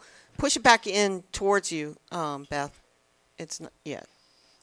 Well, as you can see, it's that slippery floor. That's the problem. The codes, when you're unlocking them, you're finding that there's a connection to the government, to CIA people that have gone kind of crazy and then doing stuff to innocent people in San Francisco and making them a whole bunch of victims. They're saying there's probably 80,000 or tens of thousands of victims of MK Ultra from and it's something that was operating illegally here in our country. Well, illegally is a. Well, they weren't supposed to be. They weren't supposed to be experimenting on kids and people, and the stuff that's come out now that's been declassified for years. This was not declassified in 1969. Nobody was discussing MK Ultra, and that's true. Nobody knew about it. Yeah. Yeah. So this is what these codes are saying. You twist them, turn them, and so it's pretty amazing because I look at this. I said this was not declassified then. Well, you know, nobody knew that Bobby Kennedy was going after MK Ultra when he was alive. That program, if I understand it correctly, my memory will serve me correct. Go for it. Is that that was the counter to the Russian program of using telepathy and mental awareness for their equivalent to the CIA. And so we had to copy that because we didn't want to get behind the times. Yeah. And that was part of the program, I think. So then you'd go to a local bar and they think, wow, here's a potential agent for us to make for a week and drop some LSD into. Well, that's what they were doing. Well, back in the 60s, some people didn't need any coercion to do that. They did it on their own. This they said was starting in the 1950s, and there's a very famous case that just happened just recently. Oh, the gentleman, I can't now, the name is escaping me. He just took the government to court, and he lost around circa 2011, but he realized he was one of those MK Ultra victims that was, showing up at a Christmas party or something like that in 1957, and they dropped some stuff into his drink and turned him into a criminal, and then he robbed some people, and then but anyway, it's and for all we know, that program still is going on. That's what some people are saying. Why all these killers, mass murderers, and. Well, there's a lot of people, and I think Roseanne Barr is one of them. And she's usually a comedian when it comes to this she's stuff. been really good in politics. She's been saying. She said, if I. In a matter of words, saying, the hell with you if you guys are afraid to speak out. I'm going to speak out. She's saying that there's a lot of this MK Ultra-esque going on in Hollywood, where they get a hold of the little teeny boppers that are going to be, movie stars, and they kind of shape them how they did with Project Monarch. And well, look at Bieber. He's made a 180 completely on his behavior, and he acts like a little tame little rabbit now. So bad. So maybe there is something to that. I commend Roseanne Barr for saying, I'm going to come out and speak my mind on this. And what about Randy Quaid coming out and doing all this massively idiotic stuff on the video on YouTube? I don't know what's behind these things. You can kind of indirectly thank the Zodiac cases for that. Yeah, I guess. I don't know what else to say, But so is it your theory that he was actually a subject in this?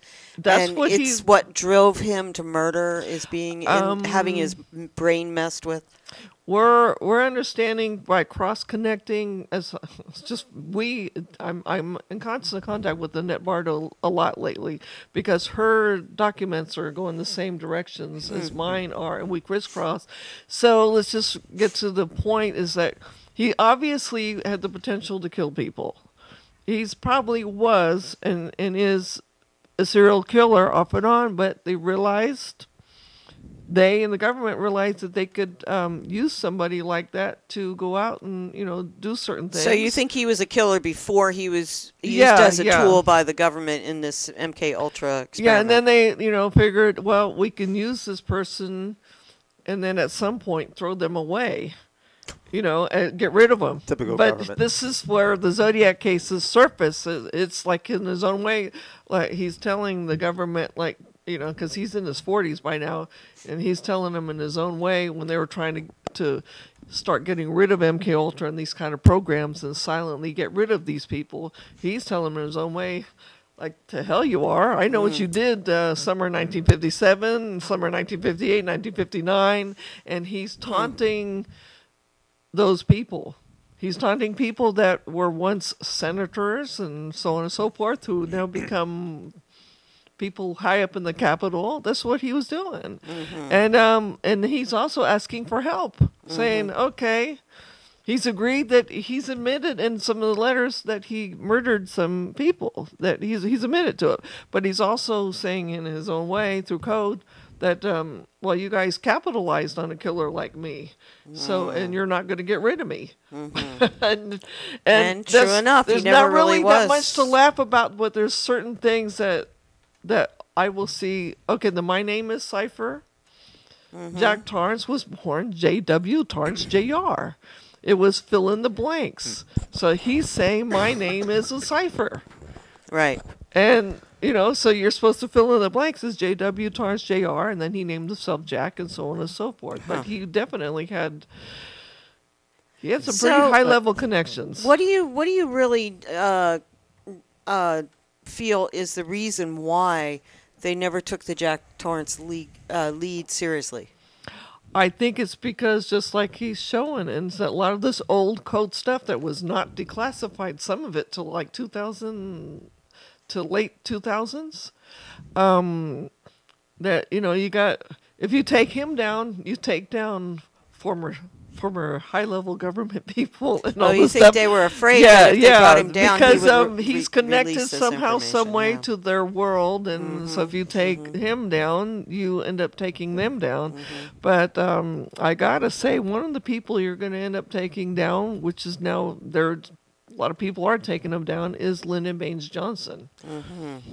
I have my own comments about him. Yeah, so me too. I mean, my jaw is dropping some of the stuff that I'm finding out about him, and just following the code leads where they go. And Jack Torrance is from Texas, Right. And well, what's interesting in this particular part of the subject regarding Kennedy, the CIA, and all the other alphabets, is that those type of projects, to the best of my knowledge, were covered under the black budget, not in the normal budget the federal government released. Matter of fact, Obama just released his 16,000-page budget or whatever it was. And so it's very difficult to tie in individuals to the these operations, unless there is somebody that has enough guts to speak out before he is put away by the people involved in government. Yeah. So, and unfortunately, it is very hard to substantiate the connection, even though you're doing a very good job within the coding. I'm just following the trails where they go, and sometimes Right. my jaw drops because there's things that I end up finding out, and I believed one thing, and I look at the facts. I said, this was not declassified until 2003 or so. Right. And I'm seeing stuff that goes back to 1963. And I'm surprised that's even in the documents that can be declassified, because usually that stuff's just shredded or thrown away or never even. Yeah. So. And what I think I'm seeing is, and a number of other people may be seeing, is there supposedly are some missing documents from the early 1960s, but people like Jack saw them in their head. There's a lot of stuff going on right now with cross-connecting books, to the JFK issues and so on. Keep it down back there. So there are people that are saying, well, there's documents missing, but if you had people like Jack Torrance or other so-called mercenaries who are both heroes and villains, they read the documents, they saw the documents, they got them stored in their head somewhere, or their lock boxes somewhere. Right. And we're seeing books coming out. So you think there's still now. going to be a lot of stuff coming out in the future that we don't know about yet? I think there's case in point for what we know about Jack Torrance. We, as those who got to know him through Dennis Kaufman and so on and so forth, he would obviously be exposed to something, and then he could go back home and put himself under hypnosis and recall verbatim everything, what he saw, what he heard. And we have it's online. You should be able to find this. Jack Torrance's own pendulum, as he called it. And he would put himself under hypnosis to recall what happened. And then he could write, even if it's something that happened 30 years ago, he could recall what happened, everything he heard, every sound, whatever, and write it down phonetically, so on and so forth, as if it happened just seconds ago. So a guy like that is pretty dangerous to people who built their political career. Right. Sounds like he had a photographic memory.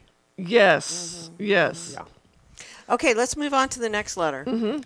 That was actually really good. So this one is about the letter to Paul Avery from the San Francisco Chronicle. On October 27, 1970, the Chronicle reporter Paul Avery, who had been covering the Zodiac case, received a Halloween card signed with the letter Z and the Zodiac's cross circle symbol. Handwritten on the card was the note, "Peekaboo, you are doomed." The threat was taken seriously and received a front-page story on the Chronicle. Soon after receiving this letter, Avery received an anonymous letter alerting him to the similarities between the Zodiac's activities and the unsolved murder of Sherry Jo Bates, which had occurred 4 years earlier at the City College in Riverside in the greater Los Angeles area, more than 400 miles south of San Francisco. He reported his findings to the Chronicle on November 16, 1970. Now, do you want to talk about the Riverside attack before we... Well, they say lately they had some DNA come back. Yes. And it may not link Jack Torrance to the crime scene, the physical crime scene. But Nanette Bartle definitely disagrees as far as the handwriting, because the handwriting... I think it was his handwriting on the letter. handwriting is very distinct in the beta B's and the certain type of bell type A's, all kinds of things. So that's where you start realizing when you cross-reference, over the last even 10 years, that there's probably something much more wider than some mad serial killer going around, killing people at whims. So that also implies that, there's some kind of thing going on. Maybe Sherry Jo Bates was, because Sherry Jo Bates' father was in the Navy. We were talking about World War II era stuff, and, it's just, it's possible that there's something wider going on there. And then you look into the MK Ultra stuff, and she was going to be, I think, a stewardess, and it's, I don't know, it's I'm on the fence with that one, because he apparently is involved somewhere, but as far as DNA under the fingernails, they're saying it didn't match. So there's somebody else involved, and that's where it's sad, because it's still a cold case. So you think that was a copycat murder? Well, he's somewhere. The handwriting, as far as the letter itself, sent to I think to not only Avery but to Sherry Jo Bates' father, but. Yeah, it just it could be just more than one person involved, and Jack was just definitely somewhere's involved in this mess. Okay, so let's talk about the attack itself. On October 30th, 1966, an 18-year-old Sherry Jo Bates, a student of Riverside Community College, spent the evening at the campus library annex until it closed at 9 p.m. Neighbors reported hearing a scream around 10:30 p.m. Bates was found dead the next morning, a short distance from the library between two abandoned houses slated to be demolished for campus renovations. The wires in her Volkswagen's distributor cap had been pulled out. She was brutally beaten and stabbed to death. A man's Timex watch with a torn wristband was found nearby. The watch had stopped at 12:24, but police believe the attack occurred much earlier. Before I move on with that, now, was that type of murder, the beating, was that a typical Zodiac killing, or was he more of the gun to the head type?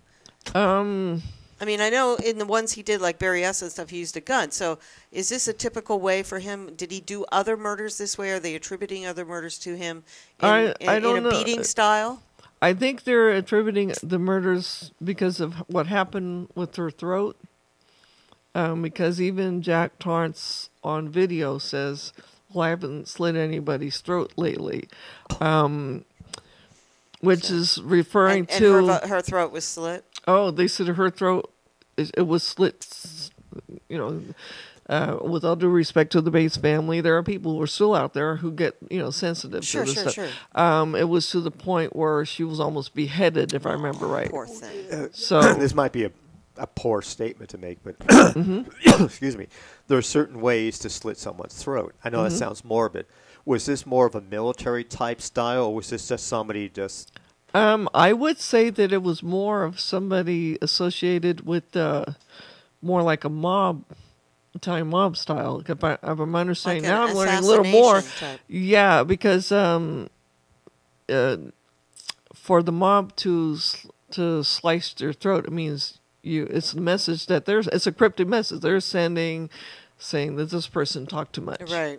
But that wouldn't be applicable. Well, this is... I don't see a mob connection in this particularly, but... Jack Torrance is Greco-Roman. They traced his family tree all the way back to in Italy. So so there's supposed to lead some kind of mob connection, especially when you start looking into the MK Ultra CIA stuff.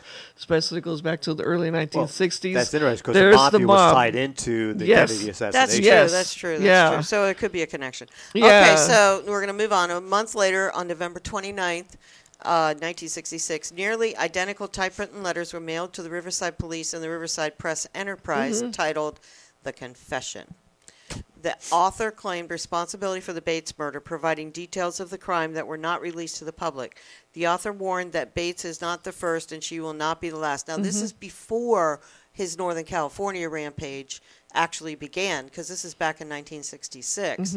So this could have been his first victim, I guess, if that's where the timeline goes.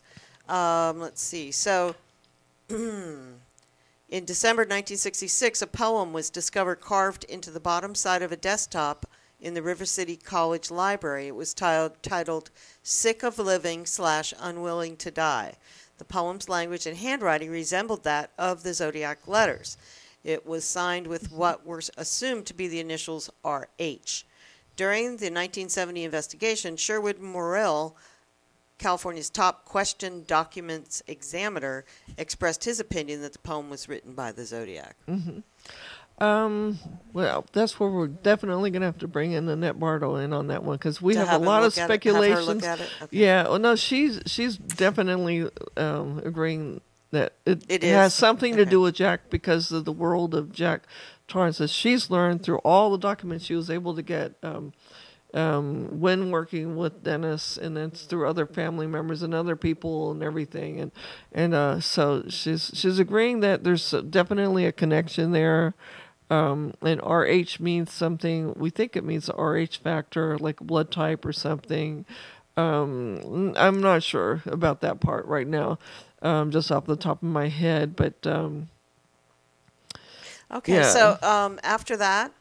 6 months later, after the murder, Bates's father, Joseph, the Press Enterprise, and the Riverside Police all received nearly identical letters. In a handwritten scrawl, the Press Enterprise and police copies read, "Bates had to die, there will be more," with a small scribble at the bottom that resembled the letter Z. Joseph Bates' copy read, "She had to die, there will be more," this time without the Z signature. On March 13th, 1971, 5 months months after Avery's article linking the Zodiac to the Riverside murder, the Zodiac mailed a letter to the Los Angeles Times. In the letter, he credited the police instead of Avery for discovering his Riverside activity, but they are only finding the easy ones. There are a hell of a lot more down there. Yeah, we have actually anagram proof that he's started with the. Oh, well, actually, it's the lipstick killings, because if I can get the because we have it. I think back. Hold on a second, because I think I got it on my Facebook page. Because he'd been doing this a long time, and we think that the government said, okay, you're a potential killer, you can do these things. So this is the first one that people knew about, but it probably wasn't the first one. But there's an anagram on the lipstick killer cases, because a lot of people trace the lipstick killings, the Black Dahlia, to the Zodiac cases, the Red Phantom, and all kinds of things. So there is an anagram that we discovered. The Net Bartles Swearingen, actually got to say it is Swearingen, came up with the anagram. He said, let's try anagramming the lipstick message. And it says, I am Jack Torrance.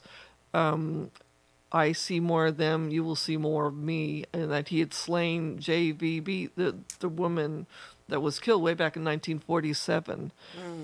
The Black Dahlia killing. Yeah, wow. the lipstick killings. Oh, okay. Where William Herons had claimed since day one that he was a victim of some kind of truth serum, the early days of MK Ultra stuff, and a lot of people fought for him while he was in prison, saying he was under hypnosis, he was under this stuff.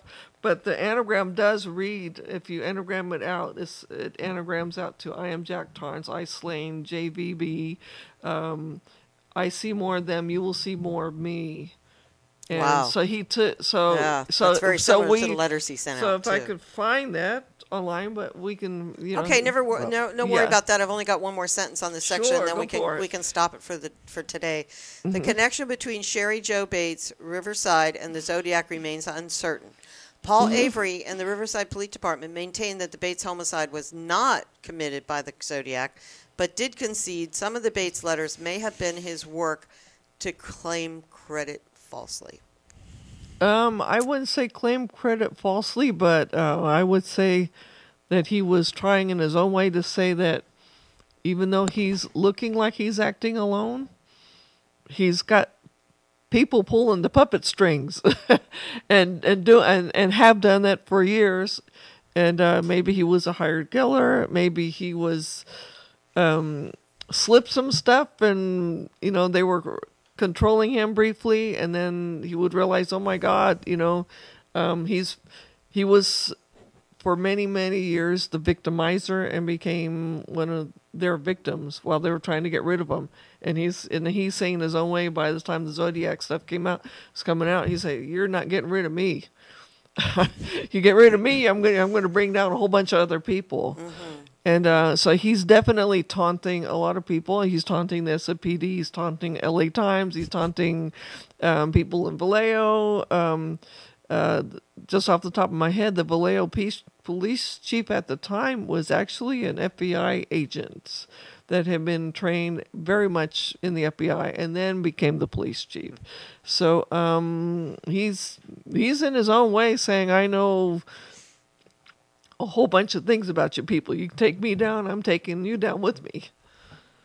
Gotcha. Okay. And it's sad. It's sad, I mean, this is what our government, we experiencing the things we experience here. We get to see that even though we try to uphold all our government and political figures, like this on a pedestal, that they're often not perfect. But some people can be far from perfect. Well, I've always believed that these incidents where these young people go nutso and Mm-hmm. killed the other kids in school, like Colorado and Yeah. all these other places, that they are part of some kind of program. And Yeah. it was interesting because there was two mass murders that happened within months of each other. One was the Colorado theater incident, and then there was one up in New England. I forget. Mm-hmm. Sandy Hook. Sandy Hook, and both the parents, the fathers of both those boys, were connected back to the LIBOR. The one guy invented LIBOR, which is the system that controls credit and tracks your scores and all that kind of thing.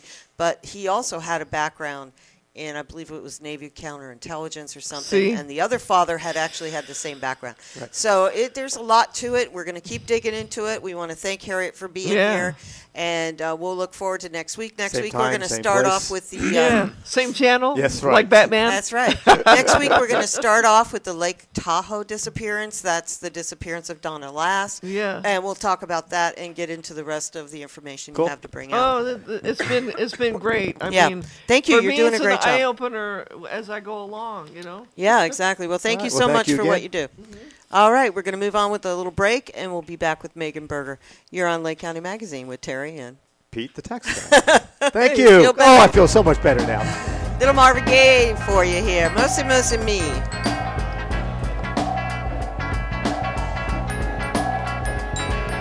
Whoa, oh, mercy, mercy me. All things ain't what they used to be now. Where did all the blue skies go? Poison is the wind that blows from the north and south and east. Whoa, mercy, mercy me. All things ain't what they used to be now. Oil wasted on the oceans and upon our seas, fish full of mercury. Oh, mercy, mercy me. All things ain't what they used to be now. Radiation underground and in the sky. Animals and birds who live nearby are dying. Oh, mercy, mercy me. All things ain't what they used to be. What about this overcrowded land? How much more will you from men? Can't you stand?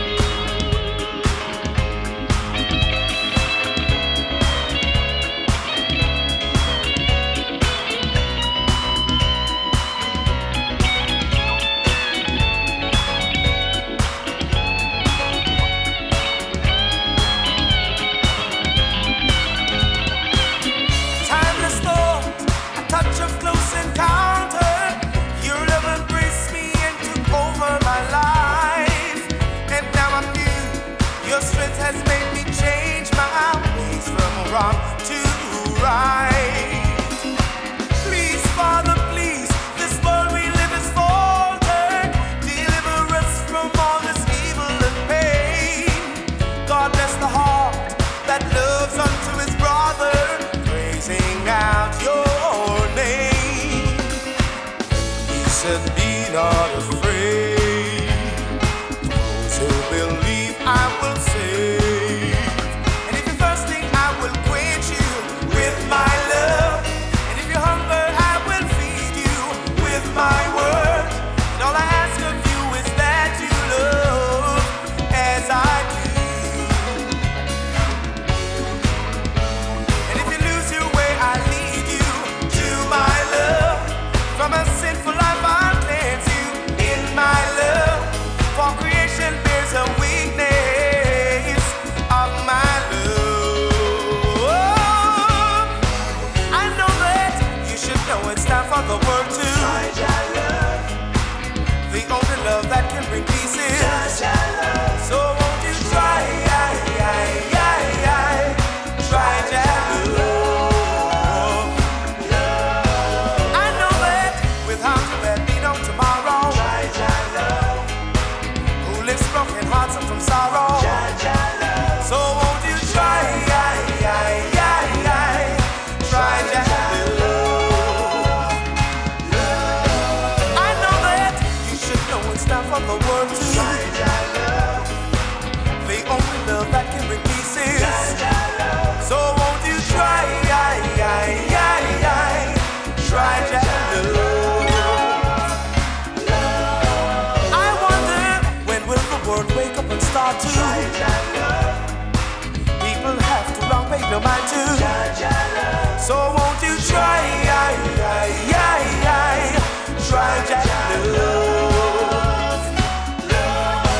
I know that once you begin you won't regret you. The ultimate life satisfaction. So won't you try Jah love. You know that there's no excuse for no one not to. You'll be grateful you let inside you. So won't you try Jah love. I know that, but right is the only reason to the key to inner satisfaction. So won't you try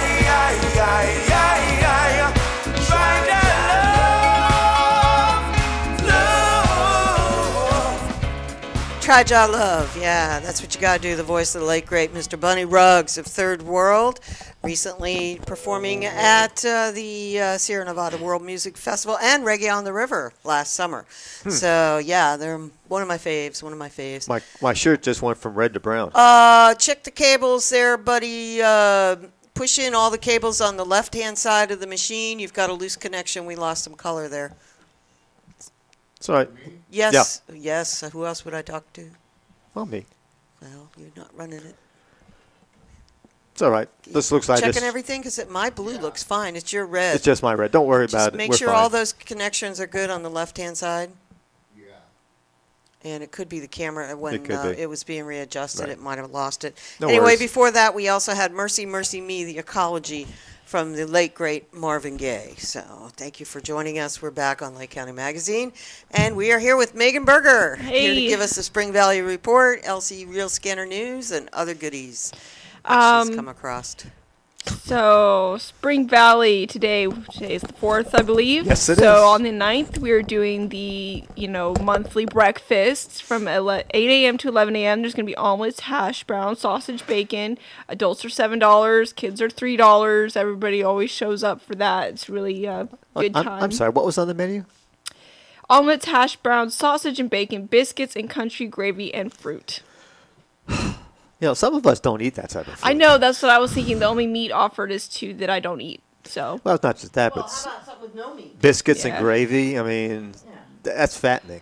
And this county needs to get more of a health conscious This environment. country needs to get more health conscious. No, yeah, well, not yeah. just the county. So anyway, But we are one of the unhealthiest in California. Yeah, so maybe for you want diabetes to and make a stuff. suggestion to the organizers, since you know about this stuff. Maybe they get a little bit Healthier healthier. meals. Huh? Yeah, healthier meals. Yeah, maybe Just more things you get people. for breakfast, like yogurt, granola. Yeah, or even just some Eggs. scrambled eggs and have a fruit instead of the bacon and sausage. You know, at least some options for those. Maybe you have a better turnout that way.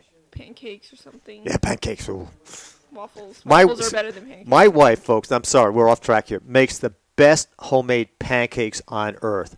Between the cranberries, the walnuts, the whole wheat flour that we use, I'm telling you, it is a whole meal And upon itself. flaxseed and chia seeds. And it is healthy as can be. cranberries and raisins. And tastes delicious. And coming miss from my him, mother's that's a big cooking. thing. So if you want a recipe for $9.95, sorry, there goes Thank the you count for on me. exploiting me, dear. Well, I remember the Thanksgiving stuffing with the walnuts. That was delicious. Oh, you like that? Yeah, it was was pecans, delicious. actually, but thank you, I thought it yeah. was Yeah, walnuts. actually, It folks, had some kind of nut in it's it. $9.99. I love to cook. Yeah, $9.99. It's like H&R Block. Oh, don't give them a free commercial. Are you crazy? Do not go to H&R Get Block. your zeros Go back. to Pete the tax guy. That's right. I do charge more than $9.99 though. But it's worth it because you'll get back every penny in extra refunds because of the work. Those he does. commercials are so bloody misleading. It makes me sick. Matter of fact, there should be a lawsuit by the public against those commercials. Oh, they go like a redback. And the FCC, that controls TV? FCC? FCC, yes. Should actually file a cease and desist order about false advertising. On that note, hi again. Healthier I'm breakfast. very happy with my tax return. Thank you, Peter. You're more than good. welcome. Waiting for it to hit the bank. Hey, so- and if you've already done it or you do it somewhere else, you can always bring it to Pete. He'll do a free review. So he can let you know if there was any mistakes made on your return and if you're getting the maximized refund that you deserve. Yeah. I'm going to be posting, I'll speak English, Peter, an article later today about the earned income credit. And I have a quick note on that I'll discuss after Megan's finished here. But keep an eye on our magazine because I am posting on a weekly basis articles regarding tax year and the IRS, which are very pertinent to our local citizens. So on that note, you may continue, young lady.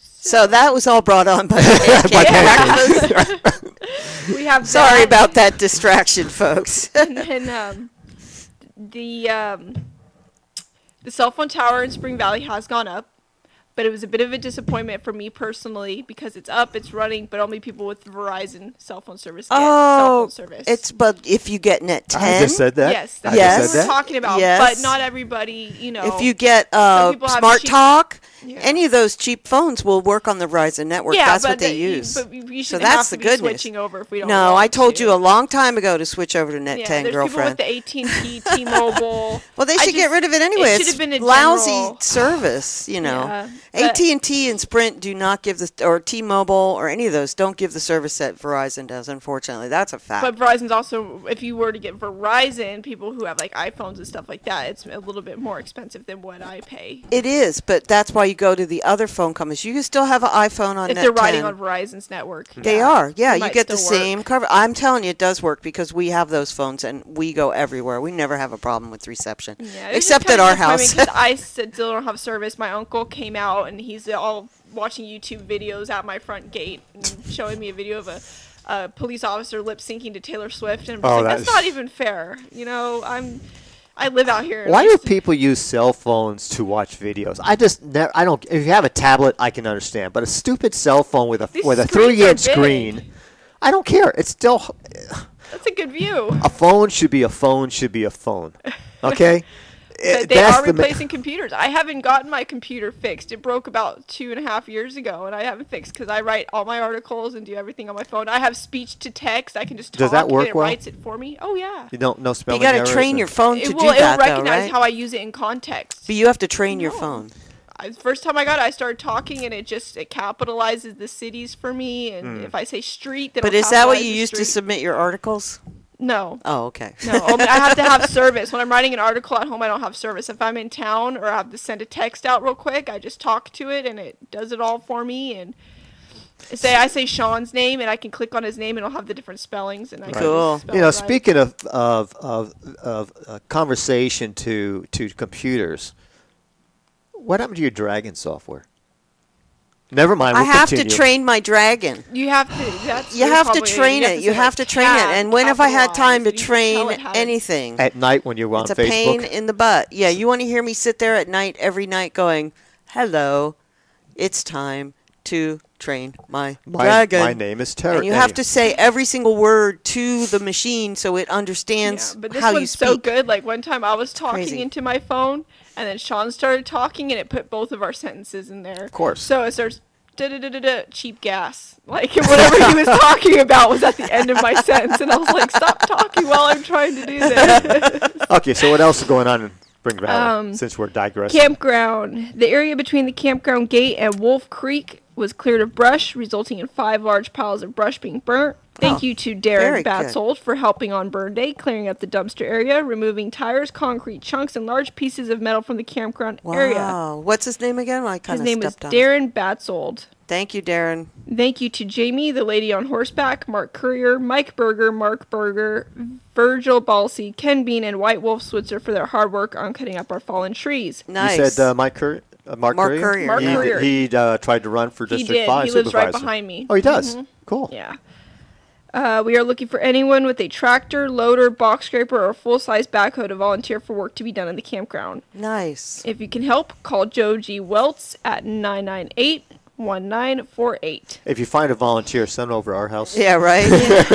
Is that a public campground or is it It's just for the residents. park? Oh, it's just for the residents. Yeah, so sometimes people that's just- why everybody pitches in to take care of it. Yeah. Huh, what? God, you're yelling. I'm not yelling. Your ears are way too sensitive. Oh, they always Fine, have I'll been. turn the damn thing down. Jeez. Right. And then on that note, the meeting is on the 19th, so I can go and tell them to serve healthier meals. Please do. Would you please? I mean, I like the idea. They did fruit. That was nice. But, you know, I mean, I don't eat sausage or bacon. and white pancakes, you know, with nothing, no substance.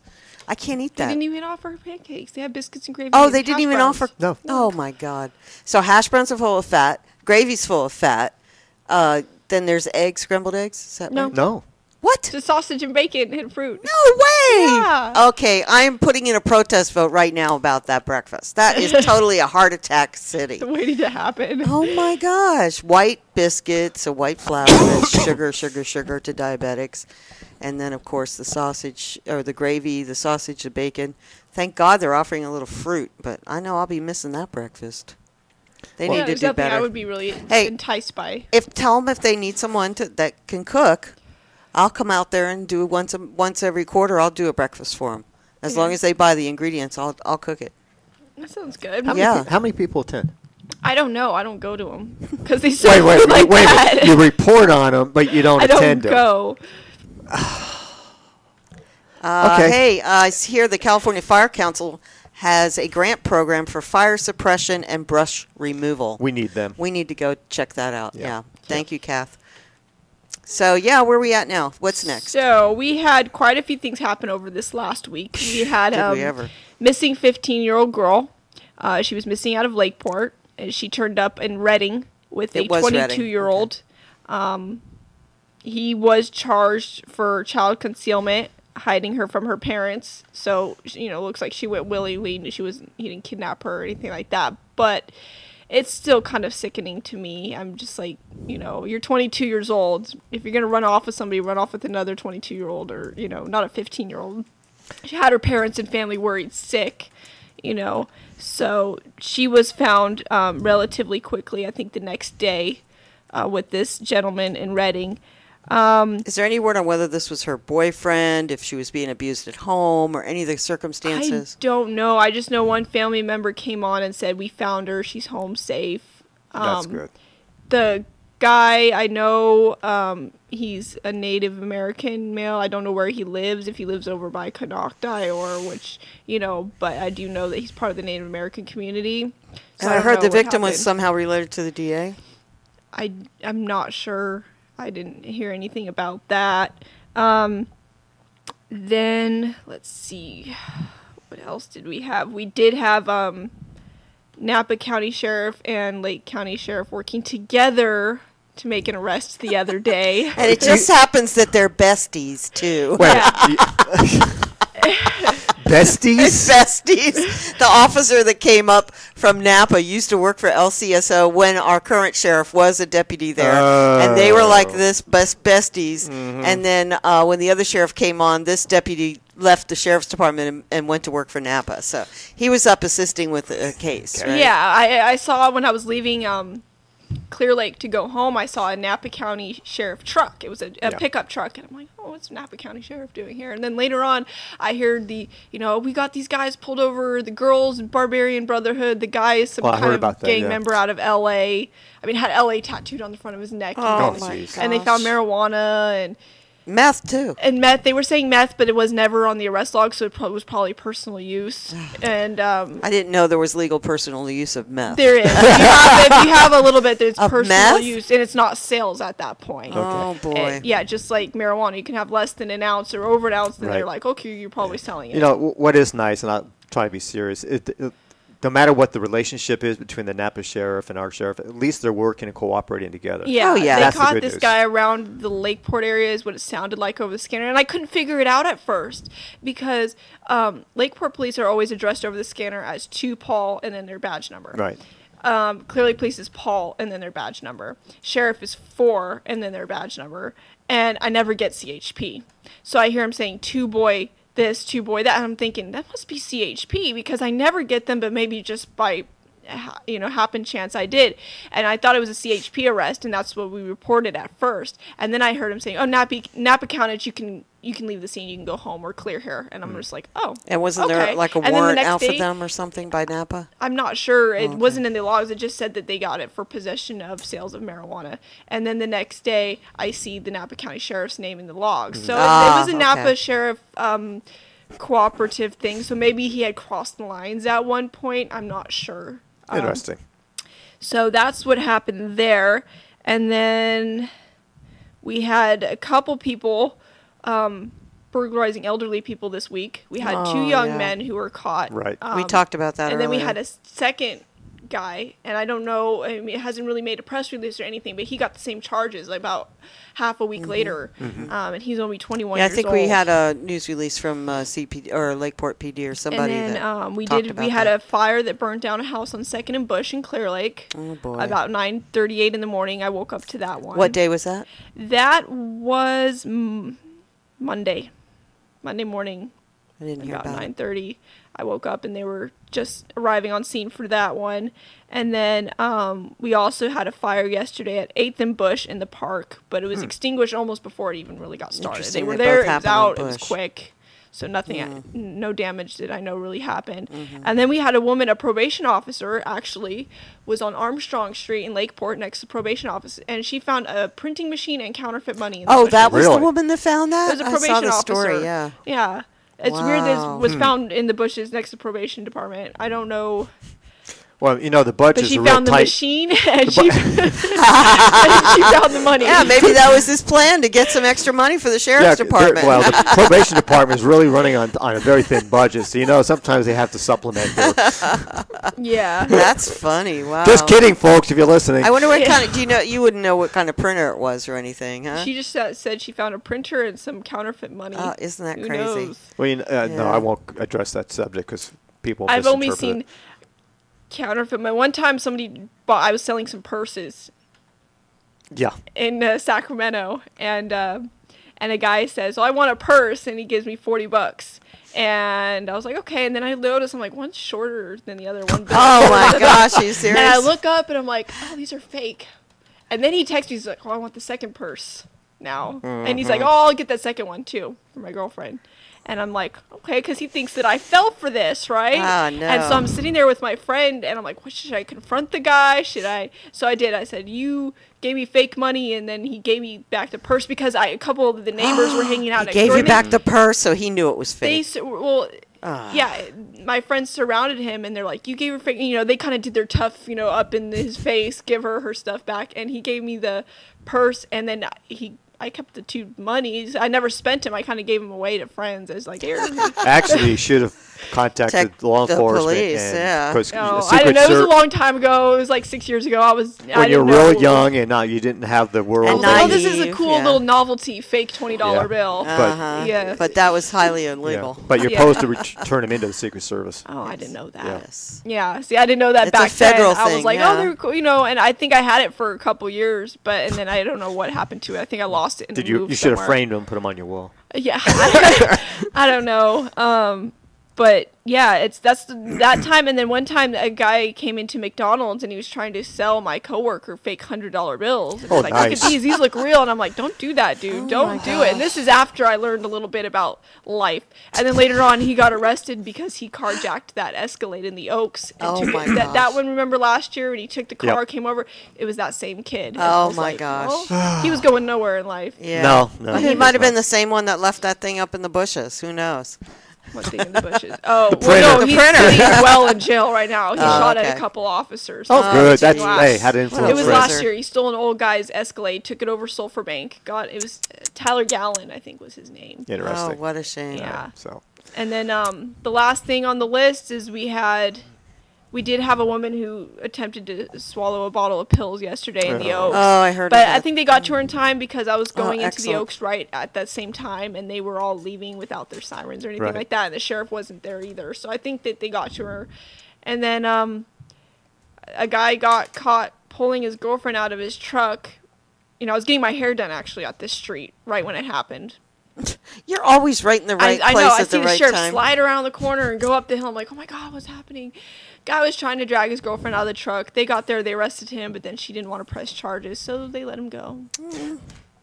That's how love is. There was no physical abuse except for pulling her out by the hair, right? I don't know. I didn't. Except, yeah. I mean, that's acceptable in this. No, Is I'm it? just kidding, No, folks. I It's don't not think so. acceptable I know, and at somebody all. commented and said maybe she should have got out of the truck when he asked. I'm like, Oh, well, I guess nice. I would probably get So out in of other the words, she deserved it, huh? She Well, didn't no, get I'm not out of the saying car. she deserved it. No, but that's what the somebody- guy was saying when he said that. A girl Yeah. said it. Or A whoever girl said said it. it. Yeah, and I'm like, okay. Okay. But Sean told me to get out of his car. I'm like, okay, I'll get out of your car. Right. And guess what? Get some boxes ready. Exactly. Exactly. Yeah, don't mess But with I'll me, get out boy. before I'm dragged out, and guess what? I'm not coming Not back coming home. back. Yes. So Yeah, we funny. always have a broken down house ready for you. Yeah. Yeah, by the way, the renovation plans are down. We're not going to do it. City has given us too much trouble. Yeah, It's thanks, not City worth of it. Clear Lake. We appreciate The you. cooperation, yes. We're trying to turn a house into a really pleasant, attractive. It's an historical house. A historical house that was built, had an addition built that was totally illegal, and we're trying to fix it, and all we're getting is trouble from the city, and it's not worth it, so we're going to just get rid of it. Yeah. We're done. We're done. So, thank you so much for coming in. Did you have anything else to share? That is all. Excellent. Perfect timing. We're going to have Joel come up next, so we're going to take a quick break. But thank you so much for coming in. We really appreciate your time. And I'm going to ask you if, you won't be able to stick around. You got to get to work, right? I can talk during the break. Yeah, and then I'm gonna go. that's fine. Okay, good. So we'll be right back. We're going to take a quick break. This is Lake County Magazine with Terry. And Pete the Tax Guy. Thank you so much for allowing It me just to say makes my him own feel name. so good when I let him Makes me say feel it himself. All right, here's something to you from Material. We'll be Third back. Power.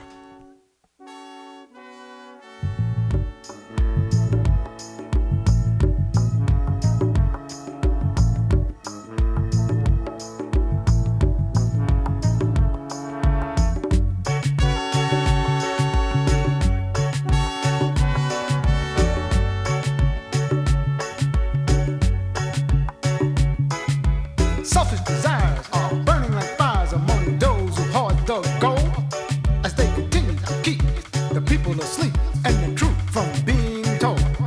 A racism and greed keep the people in need from getting what's rightfully theirs. Cheating, stealing, and double dealing as they exploit the people's fears. Now Dow Jones owns the people's homes and all the surrounding land, buying and selling their humble dwelling in the name of the master plan.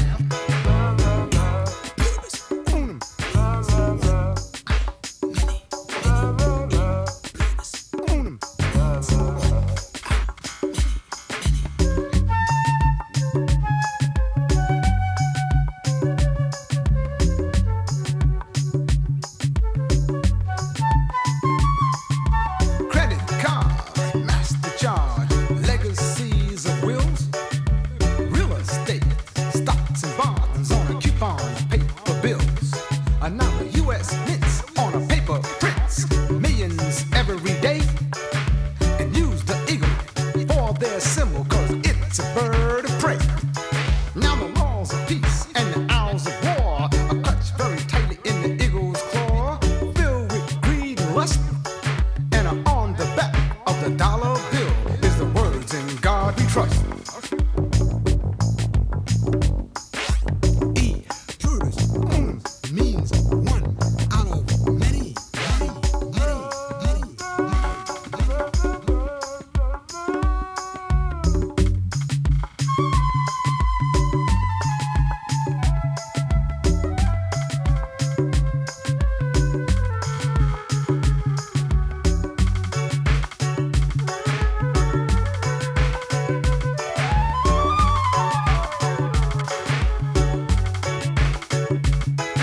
the dollar bill is their only god. They don't even trust each other, and for a few dollars more, they start a war to exploit some brother's mother. Then there's the pyramid that stands by itself, created by my people's knowledge and wealth. And over the pyramid hangs the devil's eye that stole from the truth and created the lie.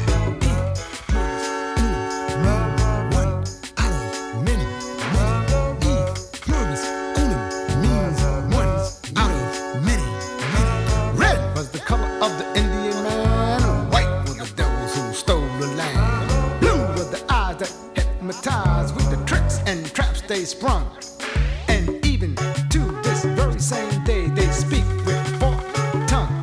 So the power's in the hands of the ruling classes, playing God with the fate of all the masses, and the people don't get any in the land of the plenty, cause E pluribus unum means one out of many.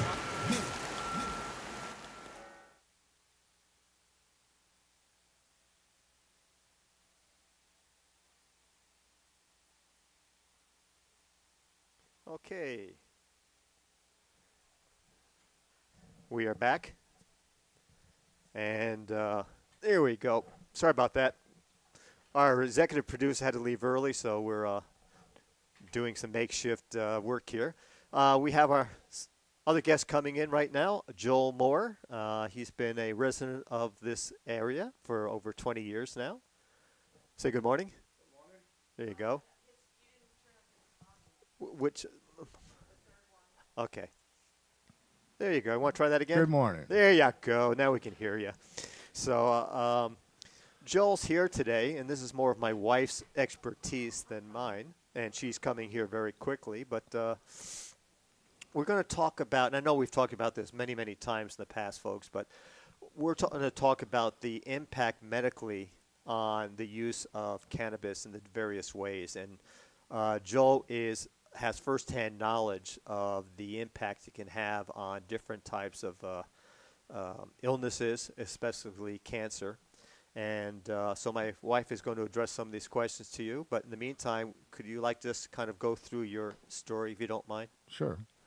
In September of '09, I wound up in the hospital with a blood clot and was diagnosed with stage 3 lung cancer. After about 4 months of chemotherapy and stuff like that, I went into remission, stayed there for about a year, and then it came back. And when it came back, it was in my lymph nodes, and they gave me 6 months to a year if I did no treatment, and a 30% chance of getting it to remission with chemo. What year is this?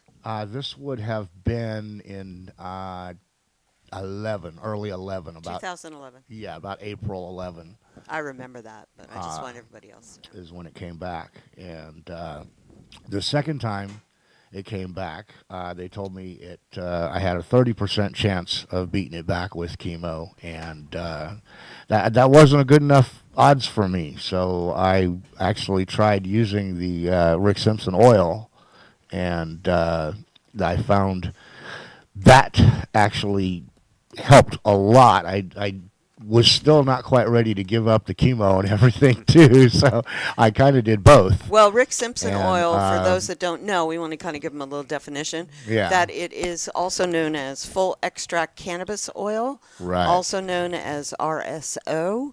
And it's an extraction process that utilizes either food grade isopropyl or food grade grain alcohol to extract the properties out of the cannabis plant, and it creates a very dark tar-like substance that I have some here today. We can show them what it looks like. So, because there's a lot of confusion out there between the different kinds of oils that are available, and people don't really understand which one is the right one, like, for example, for cancer. And RSO, so far as we know, is the only one that has been proven to really cure or at least put cancer into remission and reduce tumors. Right, and there's actually a lot of different kinds of oil out Right. there. A lot of people make oil to smoke, Right. in like dab pens. This is and not smoke. things like that. This is not that. This is the alcohol extracted. It's ingested orally by a small quantity the size of a quarter grain of rice to start under your tongue. And when you Yes. started with that, 3 times a day, right? Yes, And then now the size of what you're taking after 3 years is about the size of a chocolate chip. So it's still not a lot. No, so you're it's- still not it's- taking yeah. huge quantities of this. No, And no, it it does so not go back get you to high. Your story. It does not get you No, high. it does maybe make you a little sleepy if will you're make not you a little used to sleepy. it. Yes. Yeah. But that's actually good when you're trying to heal from an illness. Yes. Yeah. So I'm going to let you go back to your story. I didn't mean to jump in, but That's I just okay. wanted to define the term so people understand what you're talking about. Well, at any rate, when I started using the oil, I started doing better. I started to go into remission again, and because I'm conscientious about my body and my health, and this stuff is kind of black tar looking, I was, really concerned about whether or not it was actually doing me any good. So I quit taking it for a little bit over a month. And inside of that time, I came up with 3 new hot spots or tumors on my lungs and in my lymph nodes. I started taking the oil again, and within 3.5 months of getting back on it, I was back in remission. And I have been in remission for a year and 3 months now. Weren't you at one point stage 4? Yes. Which yes, is almost that was the last almost time. a death sentence without. Yes. Yeah. Yes.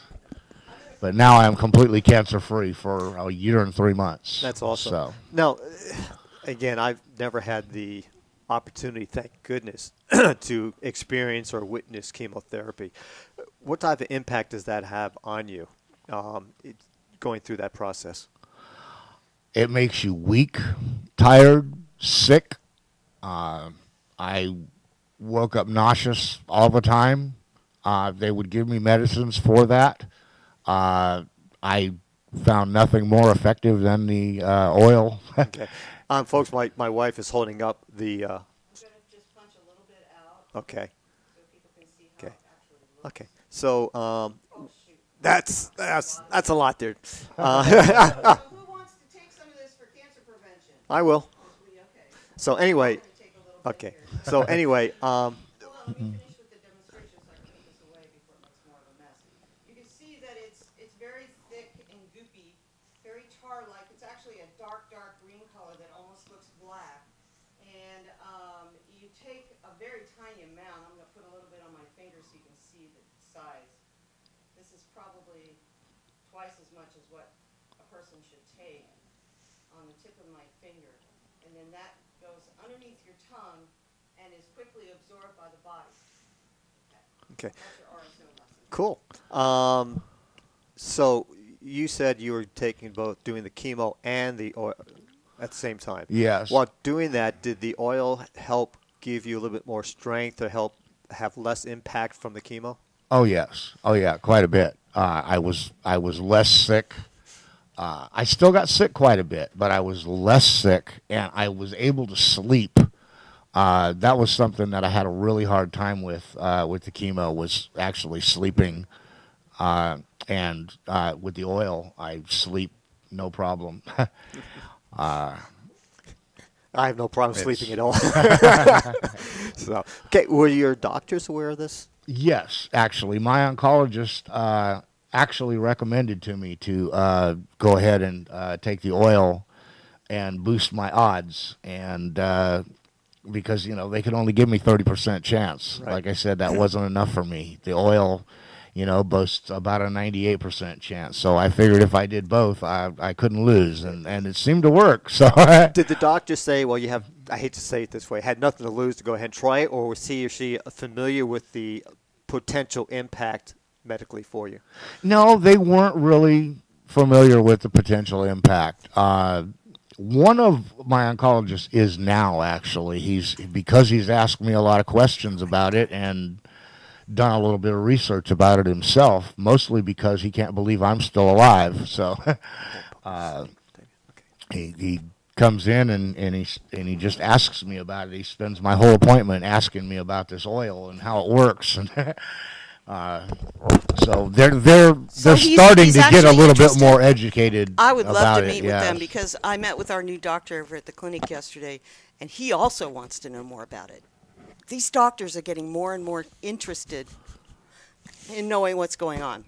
Yeah, and that's what we need. We need the doctors to understand the facts. There are a lot of antiquated ideals out there about marijuana. I mean, if we were talking about black cohosh, I'm sorry, what's that? Ginger. It's a herb. Oh, thank Those are you. all Sorry, herbs. guys, I'm ignorant. St. John's wort, any of the other healing medicinal plants known to be out there in the world, we wouldn't be having the discussions that we're having with these cities and counties and law enforcement. Let me interrupt on that. Yesterday there was on the news, I can't remember exactly what it was, but they're asking drugstores or herbal stores to withdraw those particular products that you just mentioned because there's no proof they actually work. I hadn't actually heard about that one. It was on the news last night. But point being, if we were discussing those particular medicinal plants, we wouldn't be having these discussions. We're only having these discussions because we're talking about marijuana. Right. And the pharmaceutical companies haven't figured out a way how to corner the market on it, so it's still wide open. Anybody can grow a plant, and they can make their own medicine. So. Yeah, and I hear a lot of arguments from people about the big pharmaceuticals and stuff. If there was potential to make money, that they'd be jumping all over it. Well, yeah, give them time. Well, That's all they're doing is trying to find a way to corner it, and once they do, then it'll be taken over. Exactly. Because it's federally illegal at this point, they're kind of on the fence about how they do that without the feds coming down on their case right now. Yeah, I was actually listening to the new Surgeon General on News Channel this morning, and he was saying that they have a lot more research to be done, and that he's going to be looking into it at the federal level, and that could be a good thing. It could be a good thing for all of us. If you listened to our show last week, my neurologist said that Stanford's now starting a double-blind study on the use and the results of medical marijuana. So it'd be interesting when those blind studies release, because that's just more information in a scientific matter that can address the potential effect of this. Yeah. I'm actually quite disturbed by Clear Lake's new ordinance. Well, it's not an ordinance yet. I know it's still not an under ordinance yet. construction. There are some compromises that are being discussed. I'm hoping that they are chosen and agreed to. So it may not be as bad as it looks, but we're keeping our fingers crossed, and we are asking everyone to show up at the Clear Lake City Council meeting. That'll be on Thursday, February 12th at 6 p.m., and tell your voice. We want all the patients to come out, and I don't care if we make the meeting last till midnight. I want to see every single patient show up and tell their story in public comment and make these people listen to you, because they have to start listening and start realizing that there are sick people in this town. Are we going to video that? We're fifth for, you betcha. We're fifth for the health of the county, so. Yes, in and the sick state. lives definitely Or we're do matter. bottom of the state for health in the county. I'm sorry.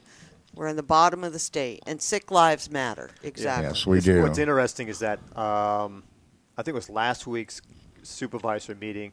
They had a young lady, doing a presentation on the wellness. What was it? Remember? What Yeah, it was called? Wellville. Wellville, Because we're selected of 5 counties in the country as the worst 5 health counties in the nation.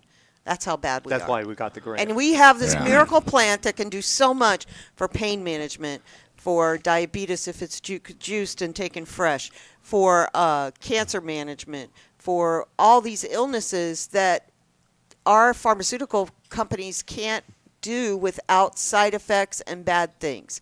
We don't get a side effect from this, except you might want to get an appetite and eat, and you might want to take a nap. And folks, we're going to try to contact That's about it. one of the people involved in this and bring them on the show so we can figure out. Well, we'll what to also do. have Bruno Sabatier on our show Yep. the Wednesday before the meeting. He's going to be back on to talk more about where they're at and what kind of compromise maybe has been reached which is at next that week. time. Yes. So, anyway, Yeah, the only thing I would say on the subject on that is I could tell a lot of stories and waste a lot of time. Long and short of it is, if I am not able to grow my own and make my own oil, I will die. Literally. Plain and simple. You will die. I because will you die. tested living without it.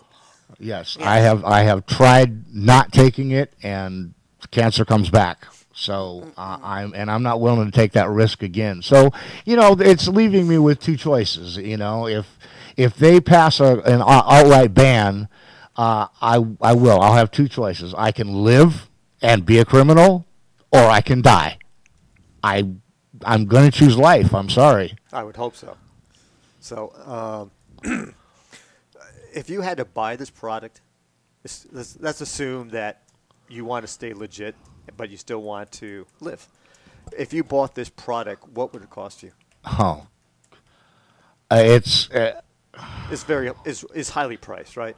It's outrageous. It takes a lot to make the oil, so it's not cheap, to buy it. Of course, You have to have pounds and pounds of product. It doesn't necessarily have to be the flour, but it's better if it is. So, your pound of flour nowadays is going for about $15 to $2,000 a pound, depending on the quality.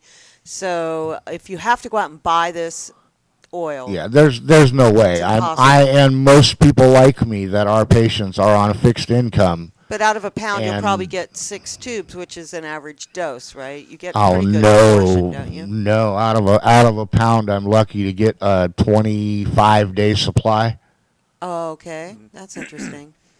So it takes a lot, and it's work. It's not a simple process. No, it's not. It takes watching, and there's safety measures involved with doing it. And they're selling it in the city, in San Francisco Bay Area, for $50 a gram.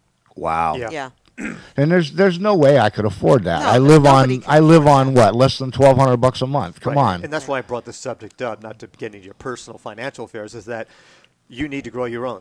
You need that to Absolutely. produce your oil, so as you say, so I can live a good life. If Clear Lake passes the ordinance that they've instructed the staff to bring together, as you said, you have one choice only, basically, assuming you want to stay alive. Yeah. Yeah. So, that's why I assume you're going to be at the meeting.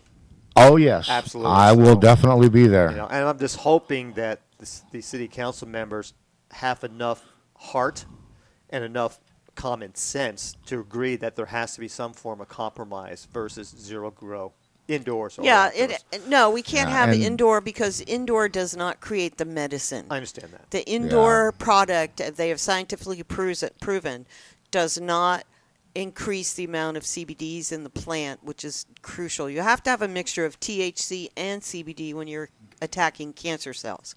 And your indoor grown does not have the quantity of CBD cells that it needs in order to be properly a healing So plant. what do you think is the right percentage? 50-50? I think it's 50-50, yeah. There's a lot of debate on That's it what because they someone don't told me really yesterday. know right now, but Right. I think 50-50 is probably safe, that you're going to get it. And without getting a high? Yeah, no, what you get out of the oil is not necessarily a high. You'll just get sleepy. Some people get more of an appetite. And you'll find out in 10 minutes when it starts hitting you.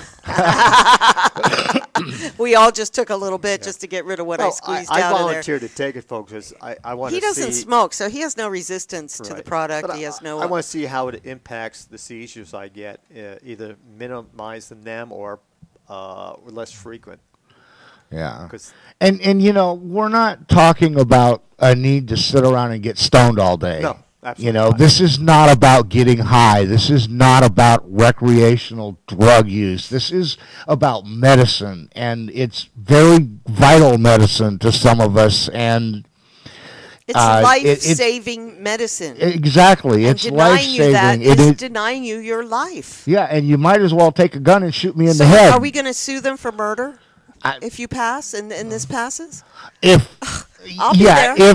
I'll back up Flora. Yeah, I guarantee you, if I die because of this, my wife will definitely sue. Excellent. My wife will definitely sue. Yeah, she better. We have a few attorneys I think would be interested in that. Yeah. Yeah. So. Yeah, and it's funny. They keep on referring to like the Live Oak decision and various other decisions for their authority to do this, and they're still all jumping the gun. All of these decisions are still being challenged. The Live Oak decision is still being challenged. There's an attorney general that's looking into it right now, and they're gathering facts to challenge it with the appeal. And most of these things that have come up before the state appellate court have been overturned. Right. Well, so what I use the analogy is that if your friend jumps off the bridge, you're going to follow. It's the same thing with the counties. Just because one county passes it doesn't mean that we should, and it's in the best interest to. So I don't, even though there's a Live Oak position, as you said, it's being challenged in the courts, why do other counties, specifically Lake County, have to follow their ordinance when we can do our own? But that's politics. Yeah, well, it's just that there's a societal issue with marijuana. It's we know, and recent information and facts have proven its medicinal value, but society, I don't think, is ever, at least probably not in my lifetime, I don't think society is ever going to accept it as medicine. They're still going to see it as a drug. Actually, and I think they will when the double-blind studies are done. Right now they're doing double-blind studies at Stanford. First ones ever. Out of how many years now we've been examining this as a medicine, they just now decided to do a double-blind study. So it's going to take probably a couple of years to get the results, but it's in the works. And I know there's a lot of people out there that won't believe it until they see it in a double-blind study. I'm sorry, I don't need that evidence. I need to know people like yourself. I know 10 people right now that have gone into remission taking this oil or had their tumors completely disappear. I personally have had skin cancer that has completely disappeared upon the use externally of this oil, applying it directly on the tumor. We know another gentleman who had a hole the size of a dime, a black scab on his side of his nose. That scab, since applying the oil starting in November, the scab has disappeared, the underlying skin has started to heal, and although it still has a scab now, it's no longer a black scab, it's a dark red scab like a normal healthy-looking scab, and he feels that we have saved his nose because of this. Right, and I'll even go to something very minor, is that I actually had a small wart on my thumb here for years and years and years, and since I started taking the CBD's edible for my seizures, the wart's gone. You wouldn't even know it's there right now. Now, he's just taking an infusion. He's not doing the RSO. He's doing the cannabis infusion, which is a high CBD cannabis, so he doesn't get a high off it. And it's infused in a coconut oil, and then I take it and I bake it in brownies or something, and he eats a 1-inch square brownie. When he has a seizure, what's happening is he has sports-related epilepsy, so he has these seizures that pretty much knock him out for up to a half an hour to an hour sometimes. Upon the ingestion of a brownie, within 10 minutes, he's back to normal. Yeah. And I don't eat it. And even his neurologist has had to admit that this works. Right. And I don't eat it every single day. It's only when I have a seizure. So just the impact of that and removing this wart, to me, is miraculous. There was a posting on Facebook, a woman's results from her doctor, the final result of her breast cancer. And they attributed the healing of her breast cancer to, quote-unquote, alternative therapies. That translates to RSO or full extract cannabis oil. Yeah, actually, I have another story. A good friend of mine, who lives in another state, actually, was diagnosed with stage 4 breast cancer. we turned her on to the oil, and how to take it, and how to take it in steps and actually work up the doses. Right. I mean, the doses start out, if the grain of rice would start out, it would equal about 50 milligrams. By the time you get up to the end dose, you're probably taking about 200 milligrams. Those are, of course, I'm not a doctor, so those are really rough estimations. But this lady, she was in Arizona, and she took the cannabis oil. In 4 months, she is now cancer-free. Completely. That's awesome. The doctors can't figure out what happened to it. It went away. It is gone. And it's funny, you mentioned the rough estimate of the milligrams that you take. I'm right now twice a day taking, between the two medications for my minor epilepsy, I'm taking 1,200 milligrams of medicine twice a day. So yet, for what you're saying, building slowly up, the maximum you're going to take is 200 a day. And you don't have the cost of the medication. If I had health insurance, folks, I'd be spending almost $600 a month just for those 2 prescriptions, which is asinine. But yeah, I think that if they want to make it so we have to go to a dispensary to get it, then Medi-Cal needs to cover it. Well, there's no way we can afford to. But I think with the statute that's currently being written, that seems to be the most popular of the 3 at the state level. And I've mentioned on the shows before that the ABC, the Alcohol Beverage Commission, has been basically told that they're going to be the ones to administer the use or the distribution of cannabis. And right now, the ABC is actually hiring staff. They're writing the policy and procedures and the licensing requirements. And those who are currently dispensaries will, unless there's something not doing correctly, they'll automatically get licenses to be dispensaries. And for those who are growing for other uses, not their own use, will have to be licensed by the ABC. But there's not going to be any restrictions.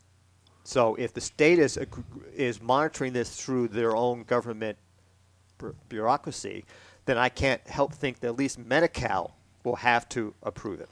Not necessarily Obamacare or the Affordable Care Act, but Medi-Cal will have to do that because it's part of the government. Can I comment on that? At least that's my thought on it. I mean, I want to knowing government, anything's Peter, possible. Yeah. Peter, you Yes. can't hear me, but I'm interrupting. I'd like to also mention the fact that, especially in the city of Clear Lake, that there is a misconception that if you don't, if you need the herb, that you can get it at a dispensary. Well, the cost of cannabis in a dispensary is much higher than what you can grow it for yourself. Most people on fixed incomes cannot afford it. And my feeling is that until Medicaid, Medi-Cal, and all the other insurance companies recognize this as a legitimate cure and dispensaries start taking insurance, there doesn't seem to be a way that a dispensary can be a viable option for any sick patient on a fixed income. That's absolutely true. All right. Well, thank you so much for coming in, Joel. We really appreciate you being here. And you're welcome to come back on the show anytime with any updates on medical issues, not necessarily yours, but people that you know who are being affected by this product.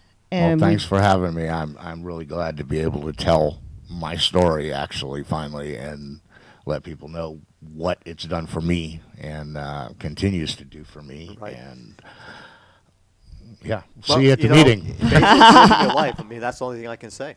Okay, well, thank you so much for joining us. We're going to have to call it a day now and get back on track with the end of the show. Well, I'm trying to multitask. Having trouble speaking, are we, Jim? And I have a dog who wants its butt scratched, and she's being very stubborn about way too much me scratching her folks. butt. So I'm really trying to run a TV show, be a host, get ready to play some music and scratch my dog's butt all and at deal once. with her husband. Okay, folks, thanks so much for joining us. This is Terry Larson. And Pete the Dax Guy. And we will Guy, talk folks. to you again next week here on Lake County Magazine. And I know we're going to have Bruno in, but I think we're going to have another surprise guest as well. So Sydney to say hi. So make sure you tune into our Facebook page. Catch up to us at lakecomagazine.com. And also you can rewatch the broadcast with your friends at lcm-tv.com. Thank you, Sydney, for chiming in on that. All right, you folks have a great day. And if you missed part of the show, I'll have it up the next day or two up on LCM Magazine, lakecomagazine.com. And for those who maybe missed part of the show, it will be there for you guys to watch. Thanks, folks. Have a good day.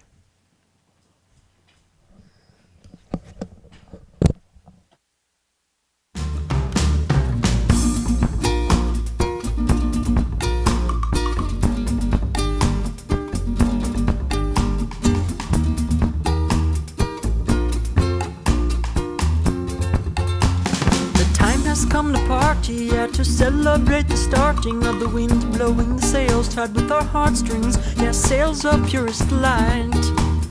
Goo, goo, goo, gaga. Cool cucumber slices harvested with gratitude and prepared with attention for the purpose of consistent emanation of pure love and pure joy. Because the world is round, we'll have a party.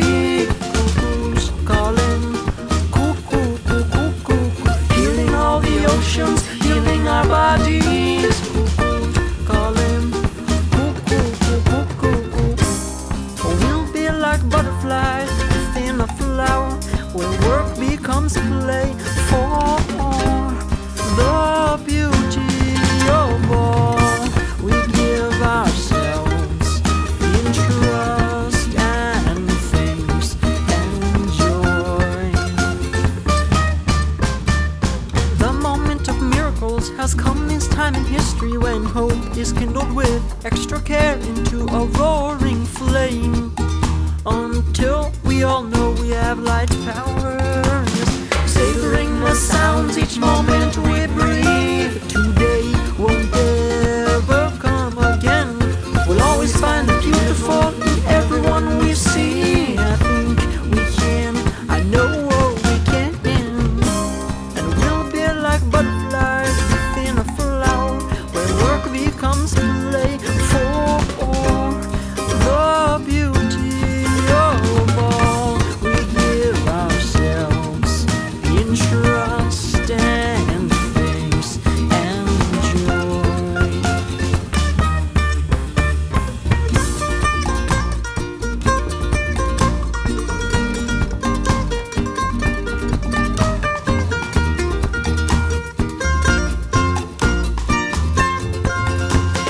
Because the world is round, we'll have a party. Cuckoos calling, cuckoo, cuckoo, cuckoo, healing all the oceans, healing our bodies. Cuckoos calling, cuckoo, cuckoo, cuckoo. We'll be like butterflies within a flower, where work becomes play for